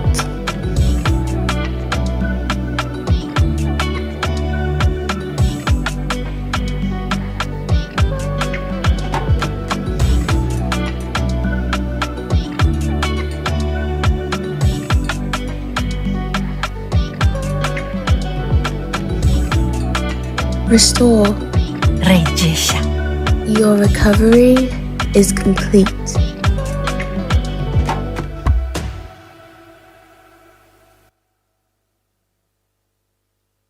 Thank you. All right. That's a lot of food for thought. Reset, restore, remember, and there's several others. There's a question here from the online audience, Morgan Stewart, and this is the question: how can we as a society get to the point of decolonizing assessment and doing away with the sorting and classifying of our young minds? How can we get to that point? We have to begin to trust our own capability and competence to come up with different assessment measures. The kind of standardized testing that exists in terms of CXC, GCSE in the UK, anywhere else, comes out of testing methodology that came out of the United States of America that was first of all tried in the military. It was a way of assessing those people who had the predisposition to probably go on to some kind of leadership position in the ministry, in the forces, and those who were seen as, to put it crudely, cannon fodder, you know? Mm-hmm. And when they transferred that to schools in the United States, they tested 3 sets of children. They tested black children who had never formally been to school. They tested white children who had been in normal school, and Hispanic children for whom English was their second language, and the test was in English. So the way that they standardized those tests, which that still form the basis of SATs, GCSEs, CXCs, already have baked in that certain kids are going to be at the top and certain kids are going to be at the bottom.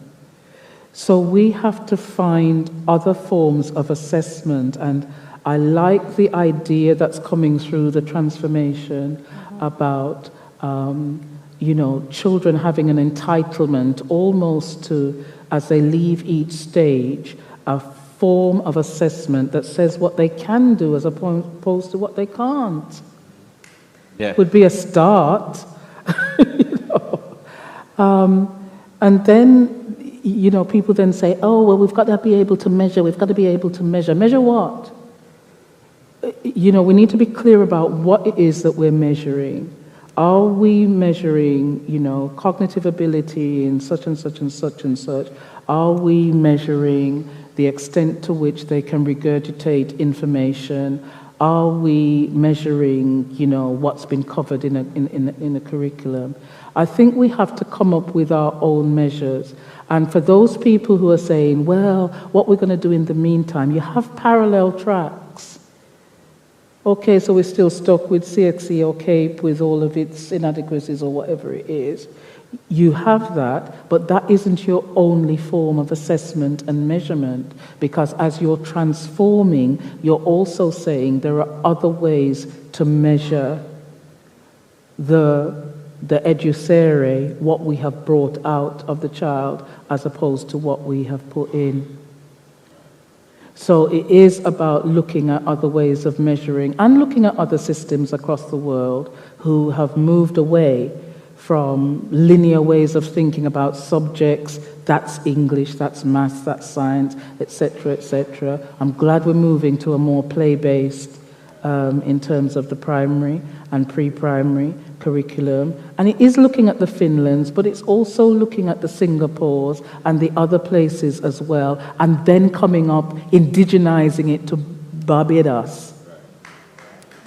We look at what we can, and then we indigenize it to what we need, and what we value, and what we measure. So it doesn't always have to be something that means that that student, has to be compared with a student from the States or whatever. What is it that we want from our education system for each child? And we need to start talking about the entitlement of the Bajan child. Not just those who go to the top schools. Every Bajan child should have an entitlement from coming through statutory education, and that's what we should be measuring, to the extent to which we have met our commitment to that entitlement to that child. Thank you. Any questions from the audience? Yes, we have a question here. Thank you. I really enjoyed your lecture. It was very refreshing. My name is Taitu Heron, another stray Jamaican. I've been living in Barbados for the last 5 years. So I consider it my second home. The question that I wanted to ask has to do with two other, let's call it socializing agents in terms of education. The parents and also the role of the university, in our case, the University of the West Indies. But let me start with the first one. When you're considering this model of transformation to liberatory form of education, when you went through the 7 steps, I started to get a little overwhelmed, but I said, no, it's a start. You know, it's 7 steps. I'm sure you have a process, so I want the slides. I'm plugging that right. But I wanted to find out from you, based on your experience with working with your recommendations, where do you see parents in this role of transformation? So that's my first question. The second question has to do with where do you see the role of the university in supporting a journey to transformation when a university model itself is rooted in that same problematic of Sorry, me just see one next friend where me at talk. Oh my God. She's okay, stay focused, right? What is the role then of a university who are expecting to support that process of transformation, or who would like to support that process of transformation, whether it's through research, whether it's through training of teachers in a new way, when that very university is also stuck in that mold of that problematic then of having a colonial mindset in placing hierarchy over the academy versus other types of disciplines within the university, and even also how the hierarchies of how staff is organized within the university. So that was, those 2 questions. Thank you so much. Absolutely. Well, the first question is really, really easy. Where do I see parents? Right at the heart of the transformation. And again, it might sound cliche, but the African way of operating is that the children belong to us all. The village. And so it is about the parents and the teachers, and teachers going back to, and if you aren't in this frame of mind, then perhaps teaching really isn't for you, that in loco parentis, So it's about us understanding that nobody has a rule book for parenting, and actually the parenting that we get is probably the parenting that we deserve by way of the way that those parents have been schooled and socialized. And so one of the things that we have to get back to that was destroyed through colonization is developing our family units.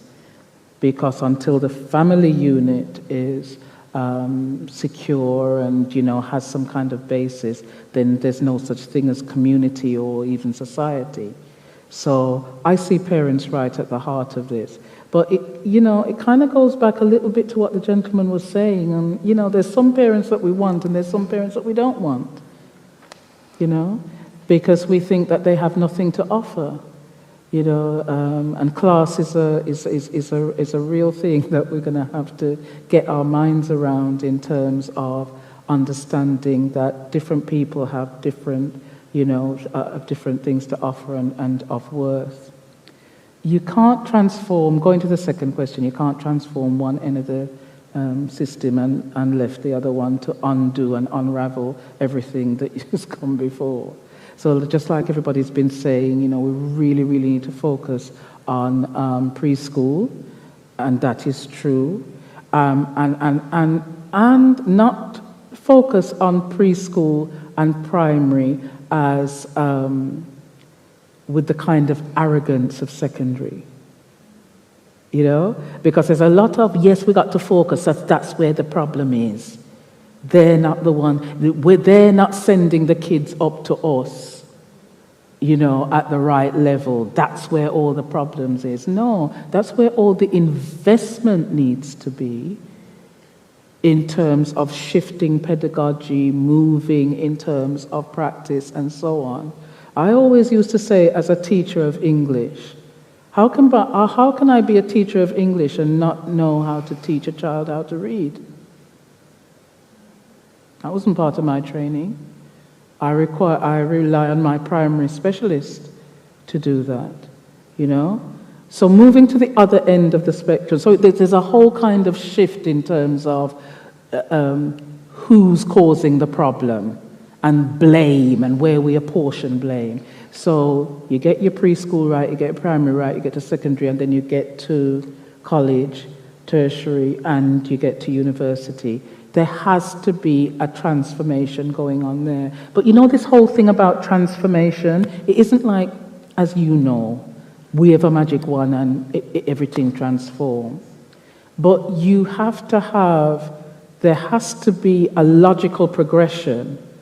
If you are democratizing the educational space so that every Bajan child goes to a fantastic school, then we probably need universities like you've got in Germany that are focused on technology and that there isn't any kind of, you know, hierarchy in terms of, you know, you've gone to an academic and you've gone to its university level training, etc., etc.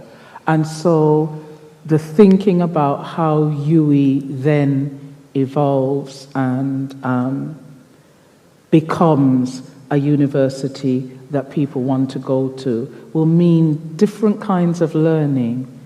And the other thing that I wanted to say yesterday, actually, is that if there's one thing that we should have learned through COVID, is that education is not in the confines of schools and universities going forward. It's just not. So to think that, you know, the transformation of education is just focusing on schools and focusing on universities, it definitely we have to think about, you know, lots of kids learn in spite of their schools and in spite of their universities through different modes and methods of learning. So I suppose that's a long-winded way of saying universities too have to change. And what does that mean when actually part of what we're struggling with is that when we get to that level, we're talking about a business model of education and them having to sort of pay for themselves. And it's like, what's going to bring the money as opposed to what is it actually contributing to society? You know, Cuban doctors get free education right through school and up to university level because that's what they value. If I may just add to what you've shared already in terms of the role of the university. The primary work that we do within the university is to guide, marshal the development of knowledge, and there's a key role for research here. And when we begin to think about how do we come to know and what do we come to know, it begins to ask questions about what kind of research we're doing within the university. Mm-hmm. So to be able to contribute to these debates, to be able to contribute to the transformation, researchers carry a cultural obligation to ensure that the knowledge that is perpetuated, transmitted, disseminated is a knowledge that represents the people within the space who they collect data from. Research, unfortunately, traditionally, Linda Tuhaiwe-Smith talks about research as a dirty word because we know historically the ways in which research was also used to colonize. So the work that we have to do within the university is to recognize that we are not researching on, but we are researching with, and we are researching for. And the role of our work as researchers in terms of that advocacy is not just to describe what is, but to show and elevate good indigenous practices that can be used to continue to take us forward. So the work that we do within the university carries that cultural obligation, and it's a significant obligation that we must all commit to and take very seriously. Mind you, it requires a mindset, and mind you, it's not something that can be done in isolation. It requires the collective. Rosemary shared the story of how they transformed the results in literature and literacy for their students. It could not have been done by one teacher.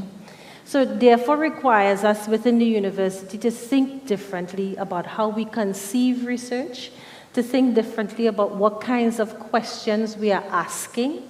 And it's important then that we ask those questions in community, in the community of our peers, but even within the community that we are working with. So it requires a fundamentally different disposition when we think about what knowledge is of most worth and how do we not just represent that knowledge, but represent that knowledge to the rest of the world. Questions from the audience. Keep the questions coming. Yes. Behind you. Yeah. Oh, yeah, go ahead. Go ahead. Go ahead. Go ahead. Thank you, Dr. Carter.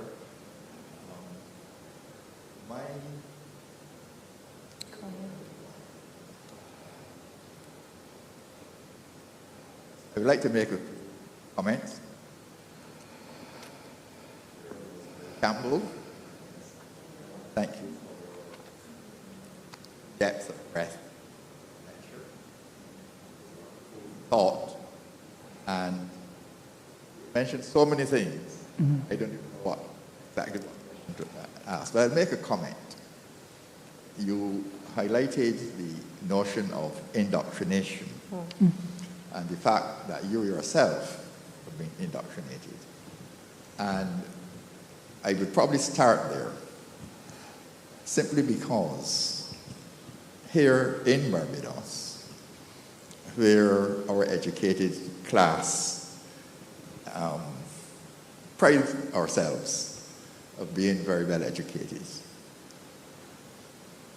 But I was reading a Barbadian diplomat and educator who actually said that we have been so proud to boast of our grammar school education from the British that we fail to realize that it is the most potent force up to today in perpetuating English colonialism and English rule in Barbados. I started there because it is extremely significant, because in the reform and the reform movement in Barbados is highly opposed by what you will say our educated elite, who I believe will move heaven and earth to maintain the present system, which was introduced into Barbados by an English bishop from the same church that built the church on the graveyards of the blacks, who was imbued by social Darwinism, that is the survival of the fittest and the law of the jungle, and eugenics, and in fact set up a grammar school system in Barbados at the end of slavery to actually replace the brutality of slavery through our school system, particularly the grammar school system, of maintaining or bringing mental slavery in place of brutal slavery in order to maintain British colonialism in Barbados. And we have just a year or so ago become a republic. It was so entrenched in us that even when we went to get independence, we came back with the Queen as still head of state in Barbados. Incidentally, Jamaica did that too. And that is really a kind of a disgrace. And it was really because the grammar school in Barbados, through the Anglican bishop and the persons he brought over to head those schools, our grammar schools in Barbados, in case people don't know, were headed by Englishmen brought into England all the way up to independence. And they deliberately did not include one iota of West Indian or Barbadian history or anything at all about Barbadian culture. So that if you deny, and even our language, so if you deny a people and you say that they have no culture and no history, you have really robbed them of their identity and their self-worth, and indeed their humanity. And it is only when the education system has been rid of that kind of thinking, because the same education system that was set up in 1881 is substantially the same system that is in Barbados today. And indeed, Dr. Carter is head of the history department, and I think he would agree that up to this day, history, particularly Barbadian history, is not properly taught in our schools. In fact, the majority of schools in Barbados do not teach history at all. So the level of indoctrination is really entrenched and can only be removed by education. I want to finish very quickly by pointing out another point that you made. I just wanted to bring this to public attention, which was the notion of eugenics, but you did not bring in the notion of the 11 plus. And the 11 plus was put forward by Cyril Burt, who was a eugenicist. And it was taken up later on, and we brought it here to Barbados by saying how brilliant it was and how good it was to bring equality in Barbados, which in fact it never did.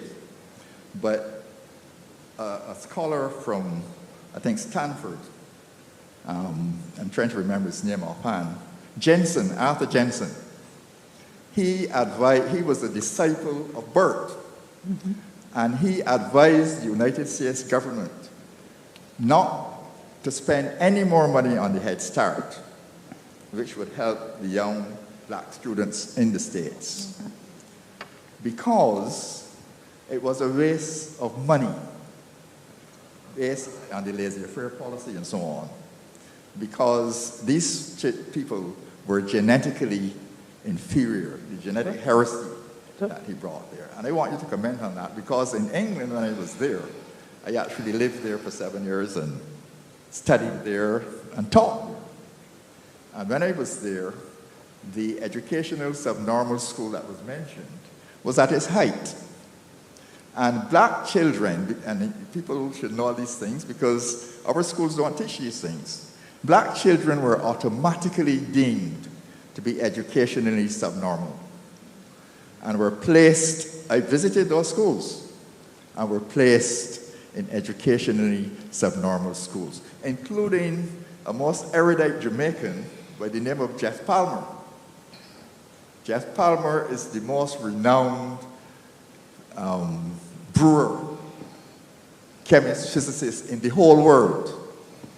He is Sir Jeff Palmer, and he is the Chancellor of Heriot Watts University. And when he came to England to his parents, he was placed in an educationally subnormal school. And people here should go and look that up in Google and see the extent and the brutality that black students suffered in England. I just want to end by mentioning, though, that with the enlightenment that came probably from you and others, and I would say you probably come up on my shoulders, having been there before you, the inner London schools, the idea that if you reform education, that standards will drop, is a nonsense. The inner London schools, not just London, the London schools where you might get the ghettos, have made the greatest strides in the whole of the United Kingdom, including the suburbs, because of the reforms. And they have a comprehensive system of education that was brought about in 1969, when at the height, we were here in Barbados in 1969, we were quibbling of keeping the 11 plus, where 10,000 students sat the 11 plus in 1969. They had two parts. Part one was 10,000. 7,000 Barbadian students were eliminated. 3,000 sat part two. And that part two was to determine 750 students. In reality, 750 places were the only numbers of places in our grammar schools. So that the 11 plus was designed not to send students to secondary school, but to see who should go into the grammar schools. And that is the system that we are saying is the fairest system, and there's no evidence in the world. In Britain itself, 60,000 students during the 1960s were found to be misplaced. And one thing the British can do is research. So 60,000 people over 10 years is 6 million students were misplaced as a result of an exam that was said to be fair. And it is the quicker we can get rid of it from Barbados, the more enlightened our students will become. I want to thank you. Thanks, Mr. Adams, former head teacher at Coleridge Parry. Response? Well, you've just reiterated, I think, all that I've said and confirmed all that I've said, as my sister passed the 11 plus, but she wasn't allowed to go to that school because in addition to the fact that there were only so many grammar school places in Birmingham, they operated a colour bar. So black students, and they admitted this, Birmingham admitted this many years after. And the other thing about Ilya as well in London, the unwritten bit of the story and the success story, and the reason actually that I wrote the book, Educational Leadership and the Global Majority, Decolonizing Narratives, around the London Challenge work, a lot of the success in London schools were down to black Caribbean teachers. From Barbados, from Jamaica, from Trinidad. When we were looking around in London for where we could find exceptional leadership in challenging circumstances, when I was at University College London, and everybody else was getting on the plane to Finland or Singapore, we got on the plane to Kingston, Jamaica, and took 25 teachers there. Visited UE, but also visited schools in Jamaica. And not just our top schools, not just Immaculate, but St. Andrew Tech, you know, and all those places were actually doing brilliant work, and that was in the early 2000s when we arranged that. So I think the other thing is that we need to look at the success of our educators in the diaspora.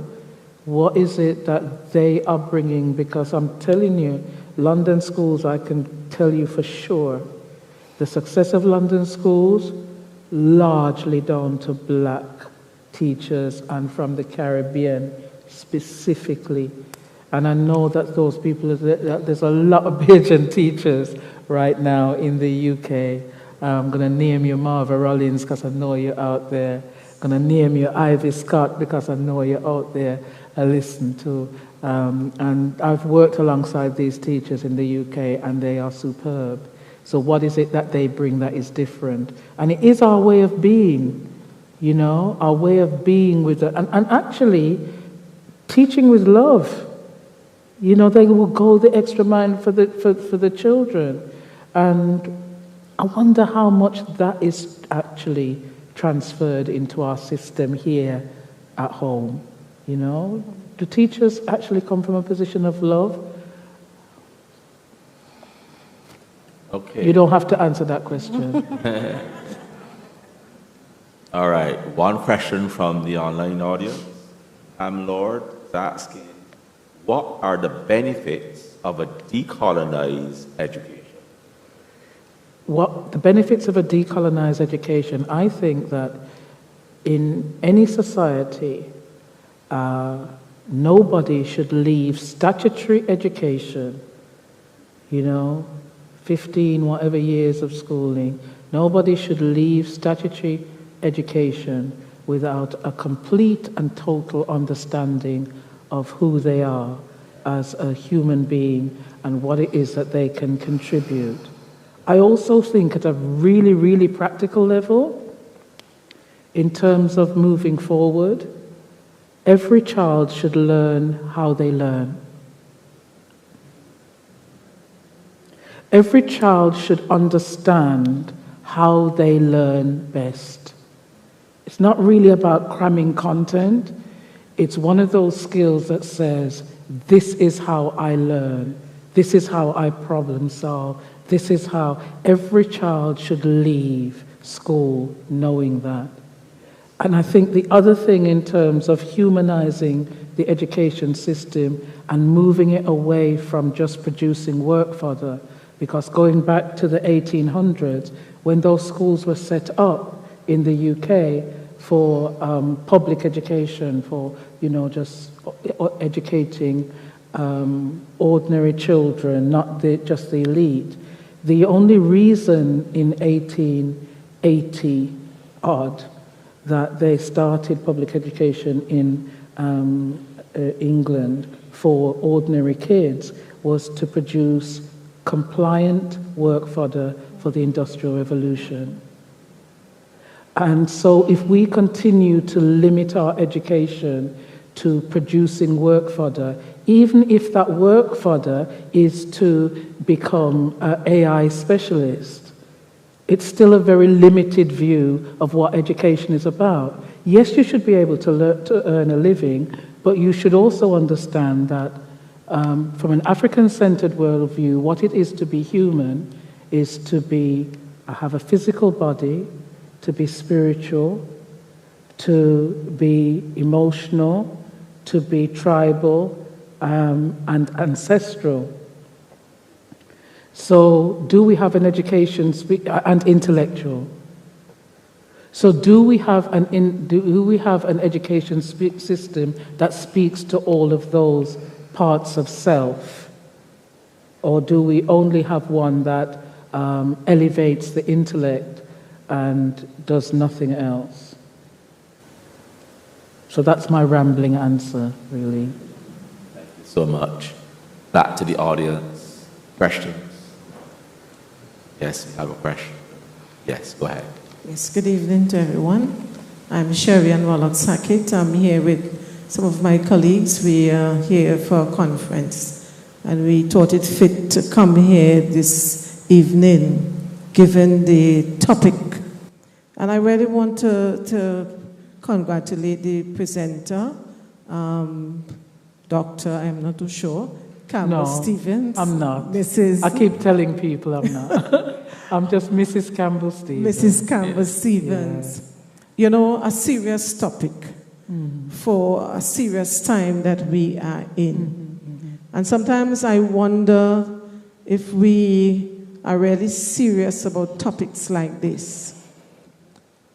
When we examine the education system in the Caribbean, it's essentially an elitist system. And I'm reminded, Bob Marley said that no one can but yourself emancipate from mental slavery. He said, only you can free your mind.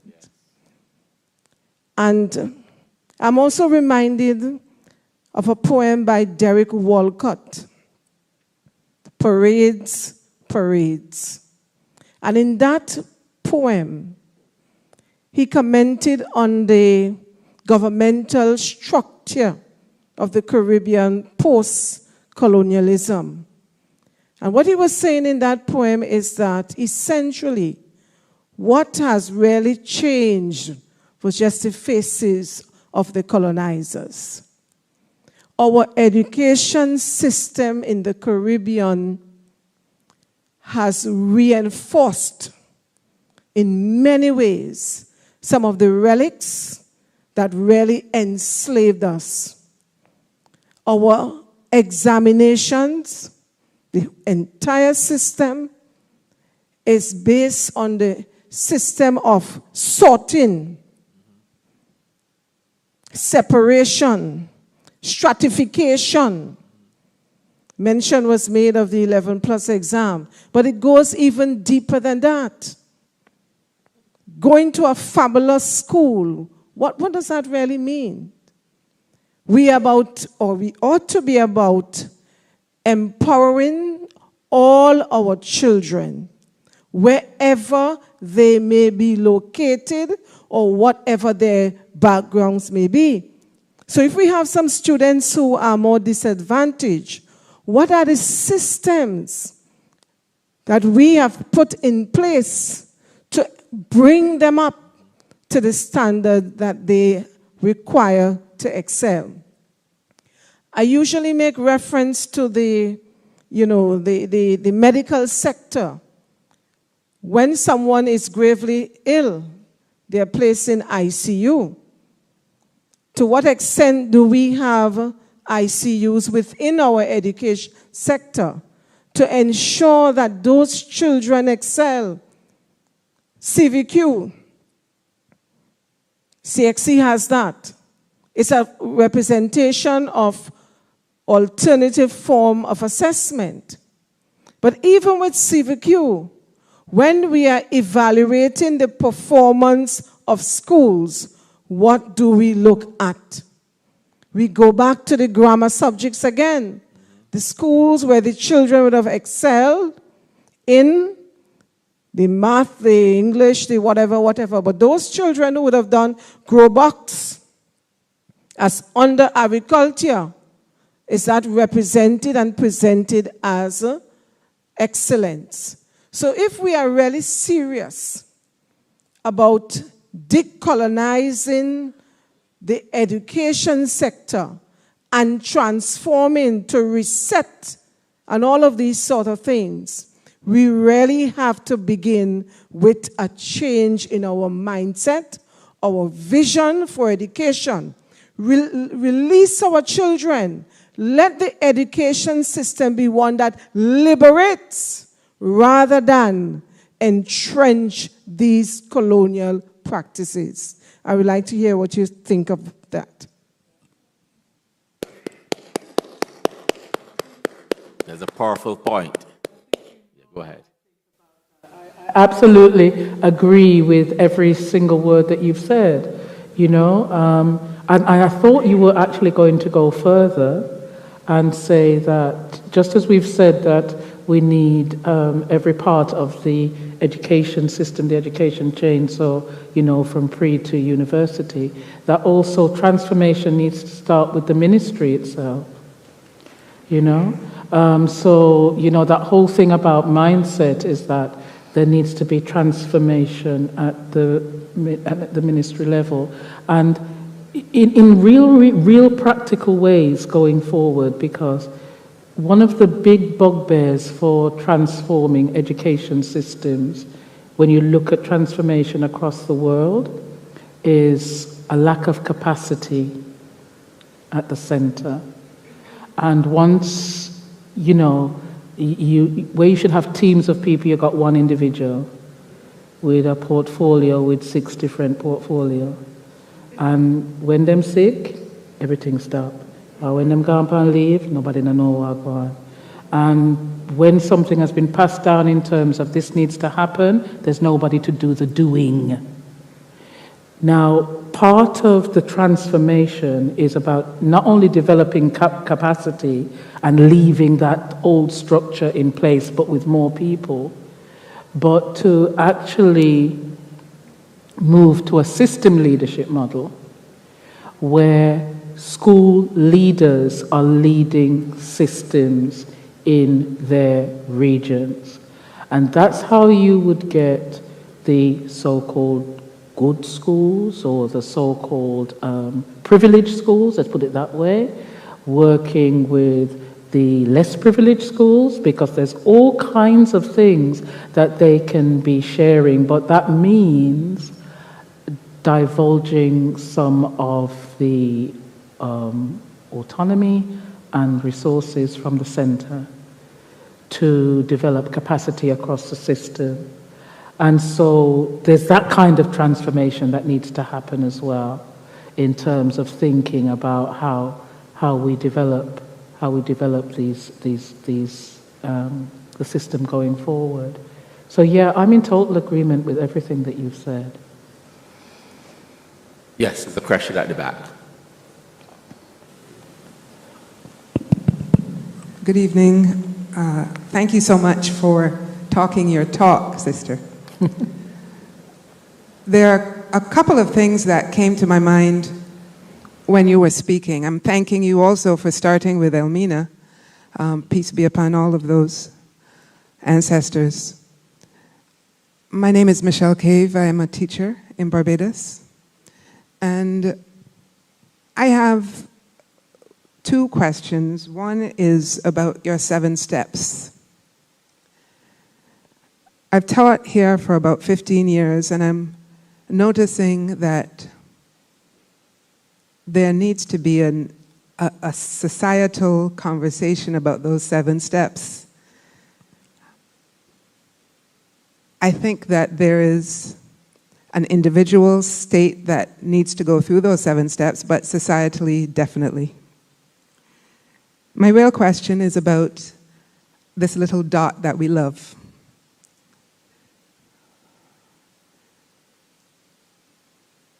I teach in primary school, and I find that the myopia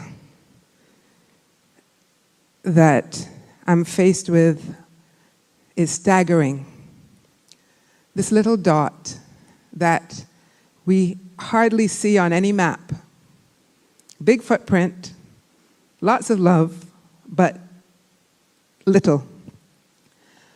And in the transformation process that I'm absolutely thankful for by the Ministry of Education, I wonder where funds for international tours come in. Now, I preface this with myopia. I preface this with little island country. I think that what would definitely open our eyes and open our hearts and open our minds is if we took our class 3s, our class 2s,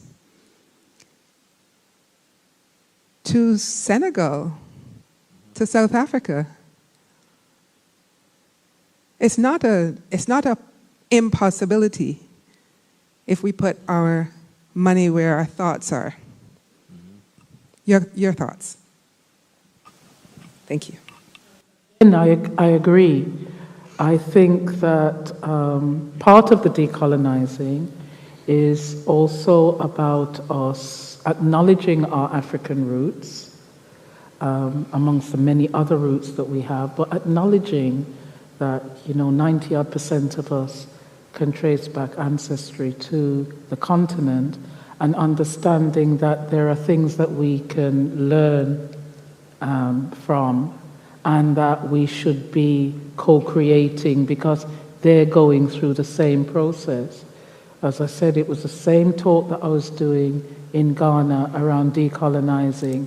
They have their top schools as well. They call them their top international schools. Everybody wants their kids to go to the top international schools.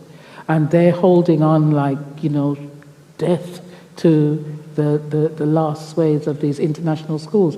But you know what's changing? The leadership and the mindset.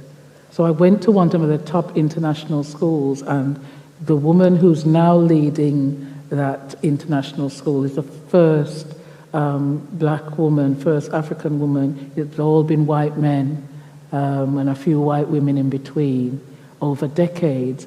And she's coming with a completely different mindset about what that school should be about. So far from crushing that school or destroying that school is metamorphosing, it is reimagining itself for its role. And I think that there's a lot that we can learn by connecting with the African diaspora and the conscious African diaspora that are in the States or in Canada and in the UK and are all talking about decolonizing as well, that we can join. One of the things that I've said in terms of Barbados and the transformation system here, you could put out a call tomorrow just to England for all the Bayesian, a lot of them, they're coming out, they're in retirement now. They would be only too happy to come home to this little rock and play them little part in actually bringing that transformation. I know that I've got enough in my phone, and actually reaching out to the Bajan diaspora to come home and do what they have done in reverse by going out and saving some of our schools, particularly in the UK. So I am in agreement. I'm in agreement with what you were saying, and we need to make those connections. Good. Yes, there's one more question. Yes. All right. Thank you very much. I wanted, first of all, to thank Rosemary Campbell-Stephens for her very poignant and powerful presentation, engagement with us, really, and taking us on this journey. And one other comment, that, as you say, transformation is a journey, not a destination. Neither is it in the zone of the fast food culture. So some of the instantaneous results we might expect are suicidal. What I do want to say, however, is that transformation really begins with me first.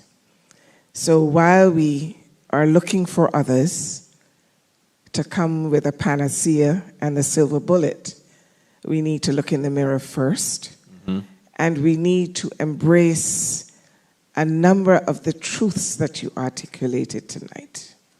Because if we don't do that, we will continue to put icing on the cake.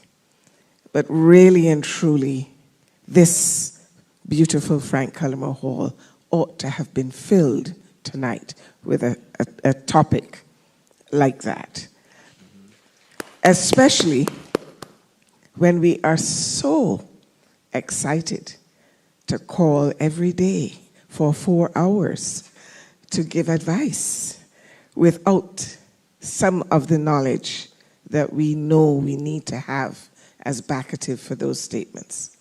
And therefore, I congratulate you and the ministry on even having this lecture, but also I look forward to what I have read, the plans for education transformation, because it is time we acknowledge the multiple intelligences of our children and that everybody has a varying learning style that we should be embracing and having a design that is not about I gotcha, but it is about how can I enable you to be your best self and the best Barbadian. So I look forward to what is ahead of us as Barbados, but I really wanted to thank you for all that you shared tonight.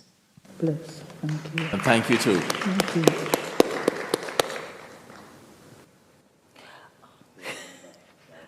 Closing Laurette? remarks. I think I want to say it this way. Emancipate yourself from mental slavery. None but ourselves can free our minds. No fear for atomic energy, for none of them can stop the time.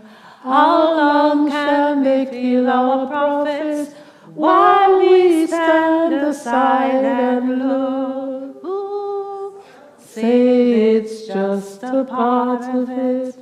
We got to fulfill the books. Won't you help me sing this song of freedom? It's all I ever ask. Redemption song. Thank you so much. Whoa, I felt that. Felt that. What a beautiful way to end our conversation under the Baobab tree. Thank you so much, Rosemary. Thank you so much, Laurette. Let's give them a big round of applause.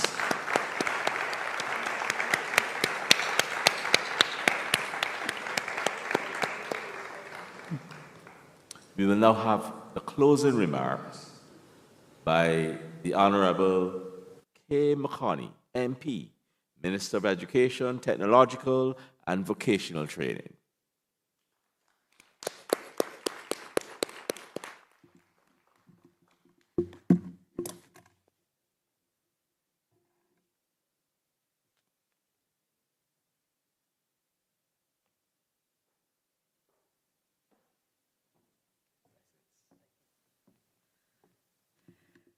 Thank you, Dr. Carter. Good evening. We gathered here this evening in the presence of our history and of our biases, those that are conscious and unconscious.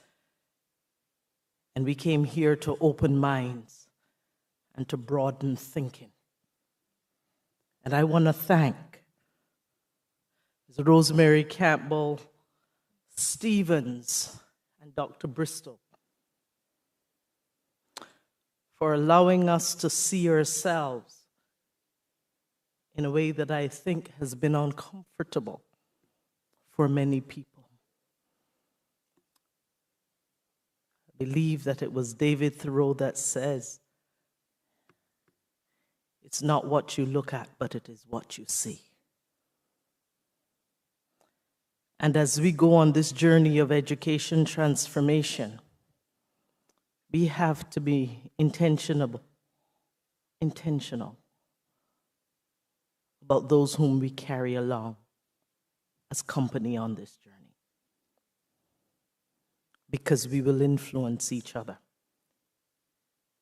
And we want to thank the University of the West Indies for collaborating with our Ministry of Education as company on this journey, not just in facilitating this event, but also in the research that you will be doing with us, not just on us.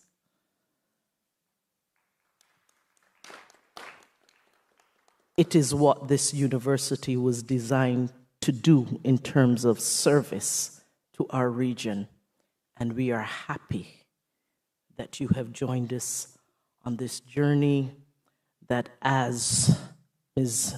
Campbell-Stephens reminded us, let's get clear about this journey. This journey is that of educere, of what we will bring out of the children and how we will liberate our teachers to allow us to rise to our true selves. I thank you, Rosemary, for reminding us that we need to remember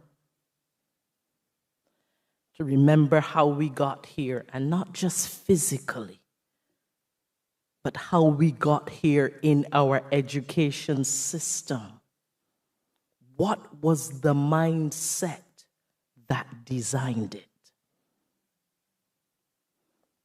And how have we remained complicit in the practices that have allowed us to sustain it almost by default because we have not dared to pursue transformation?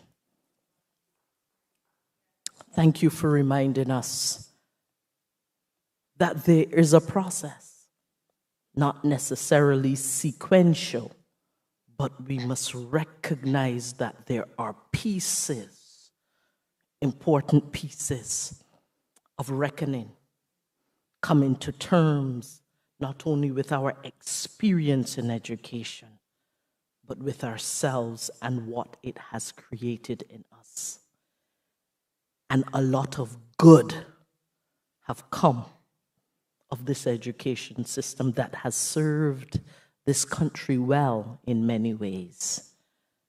But as you say, we have to know when it is time to say, you have served the purpose for which you were designed. The question must be, what was fit for purpose then? Is it fit for progress now?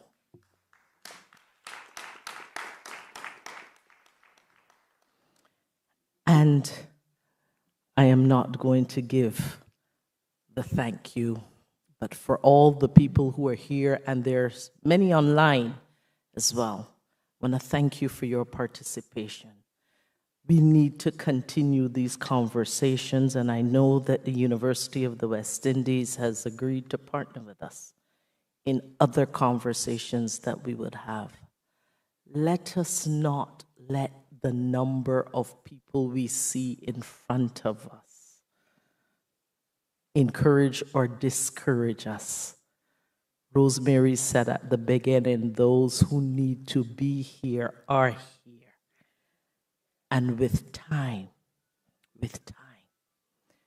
the message will continue to grow. We will not transform in one conversation. It will be conversation for years to come. And may we remain in the true sense of Ubuntu as we do so. Thank you so much.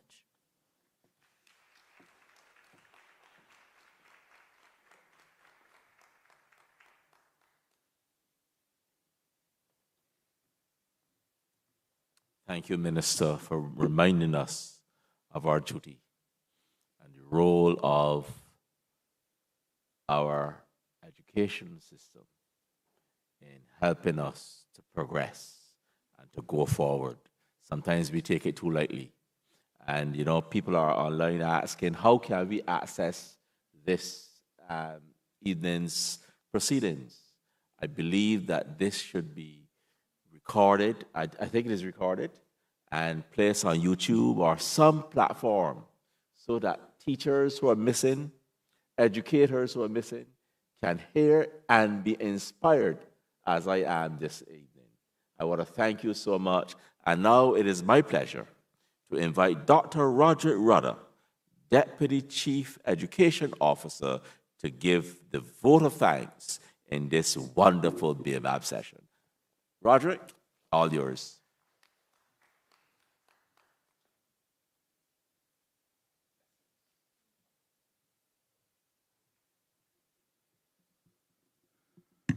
Thank you, Dr. Carter. Pleasant good evening to all on this journey to transformation from colonized roots to decolonized fruits. Ladies and gentlemen, it is indeed an honor and a pleasure to deliver the vote of thanks on behalf of the Ministry of Education, Technological and Vocational Training, and our counterpart, the UWI School of Education. After such an inspiring presentation and discussion, which took us on a journey that explored critical aspects of our history that we need to reflect upon as we pursue this journey to transform our education system. First, sincerest gratitude must be extended to our guest of honor, Rosemary, Campbell-Stephens. A journey that many of us may not feel very comfortable to discuss some aspects of, but we must face the reality. You have inspired us and you've impressed upon us the need to not only decolonize our education system, but also to focus on decolonizing the mind, thereby embarking on a journey of remembering how to remember and restoring our memories from our ancestors' experiences. And we want to thank you sincerely for delivering a very inspiring presentation tonight. Give her a round of applause, please.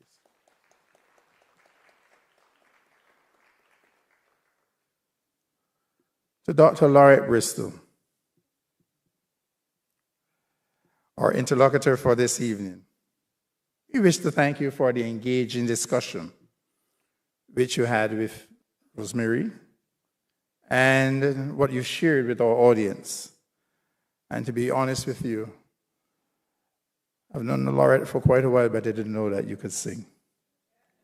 And we were also inspired by that piece from Brother Bob Marley. We want to thank you, Laurette, for contributing to tonight's discussion. And we have a lot of food for thought as we seek to go forward to transform our education system. To our Chief Education Officer, Dr. Ramona Archer Bradshaw, who delivered the opening remarks, you did indeed set the stage for tonight's discussion and conversation. And we want to thank you very much for also contributing towards the perspective that we need to pursue as we seek to transform our education system. We thank you.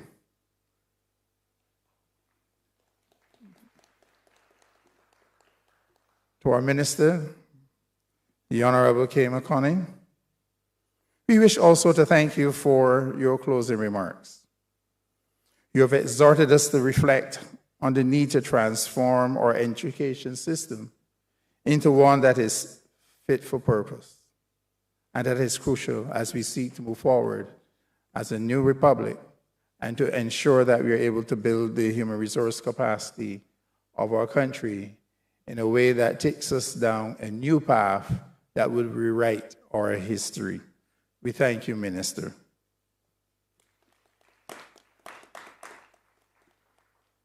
This evening, we were graced with the presence of the Haynesville Drummers, who, at the commencement of the evening's proceedings, are really deserving of our deepest gratitude to remind us of our colonial roots and a period of time when drumming and music of our African ancestors was not appreciated.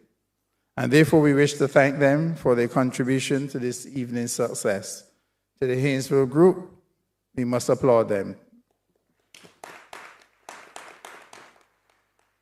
Dr. Henderson Carter, our chairperson for tonight, who so eloquently guided our proceedings, please accept our heartfelt gratitude for your management of the flow of the program this evening. Thank you.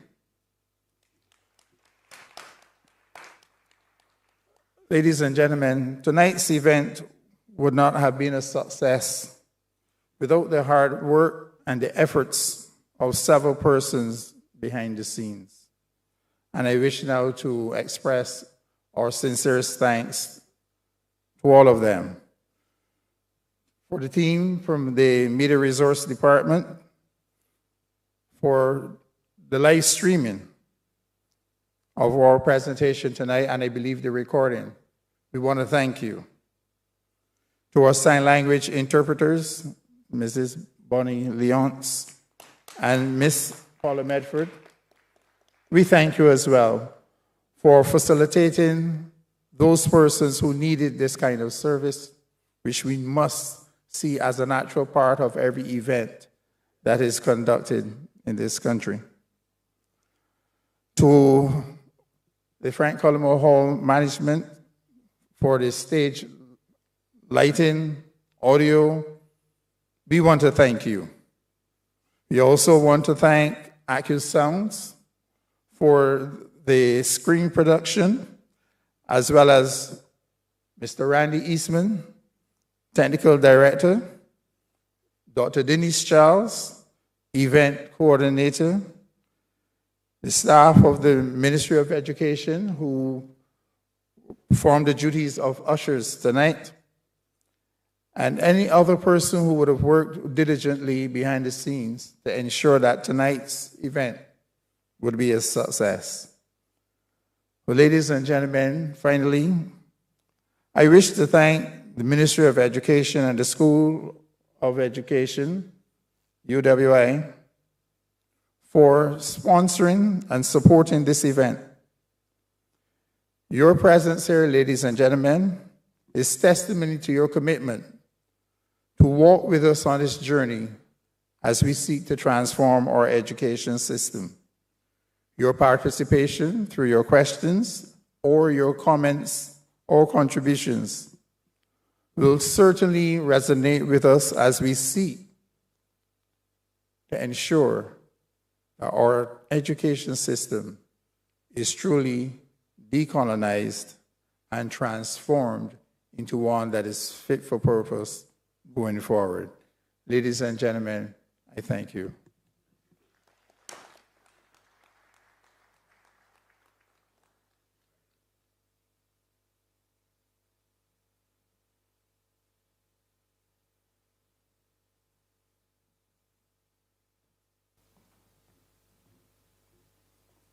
Ladies and gentlemen, thank you so much for your attention. Thank you for those who are online.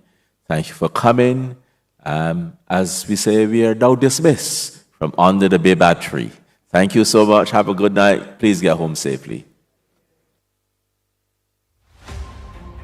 The Ministry of Education Barbados and XQ presents the first class. What would it take to open up a school so kids come away inspired and motivated to learn? I had some geniuses, but they were stuck in the drug life. I definitely never saw myself as a school founder. I'm a mom who wants a better school for my kids. Reimagining schools in Barbados. We heard about a school, and I was like, let me try this out. Reimagine!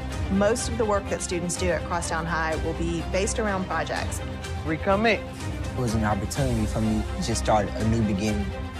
Reinvest. If Crosstown High School can accomplish what it's setting out to do, it can be a model for other school districts across the country. We are watching the first class. A bright future for every child.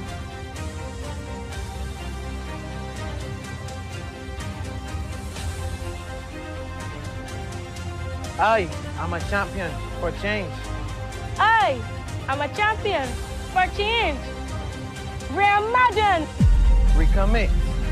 Reinvest. A bright future for every child.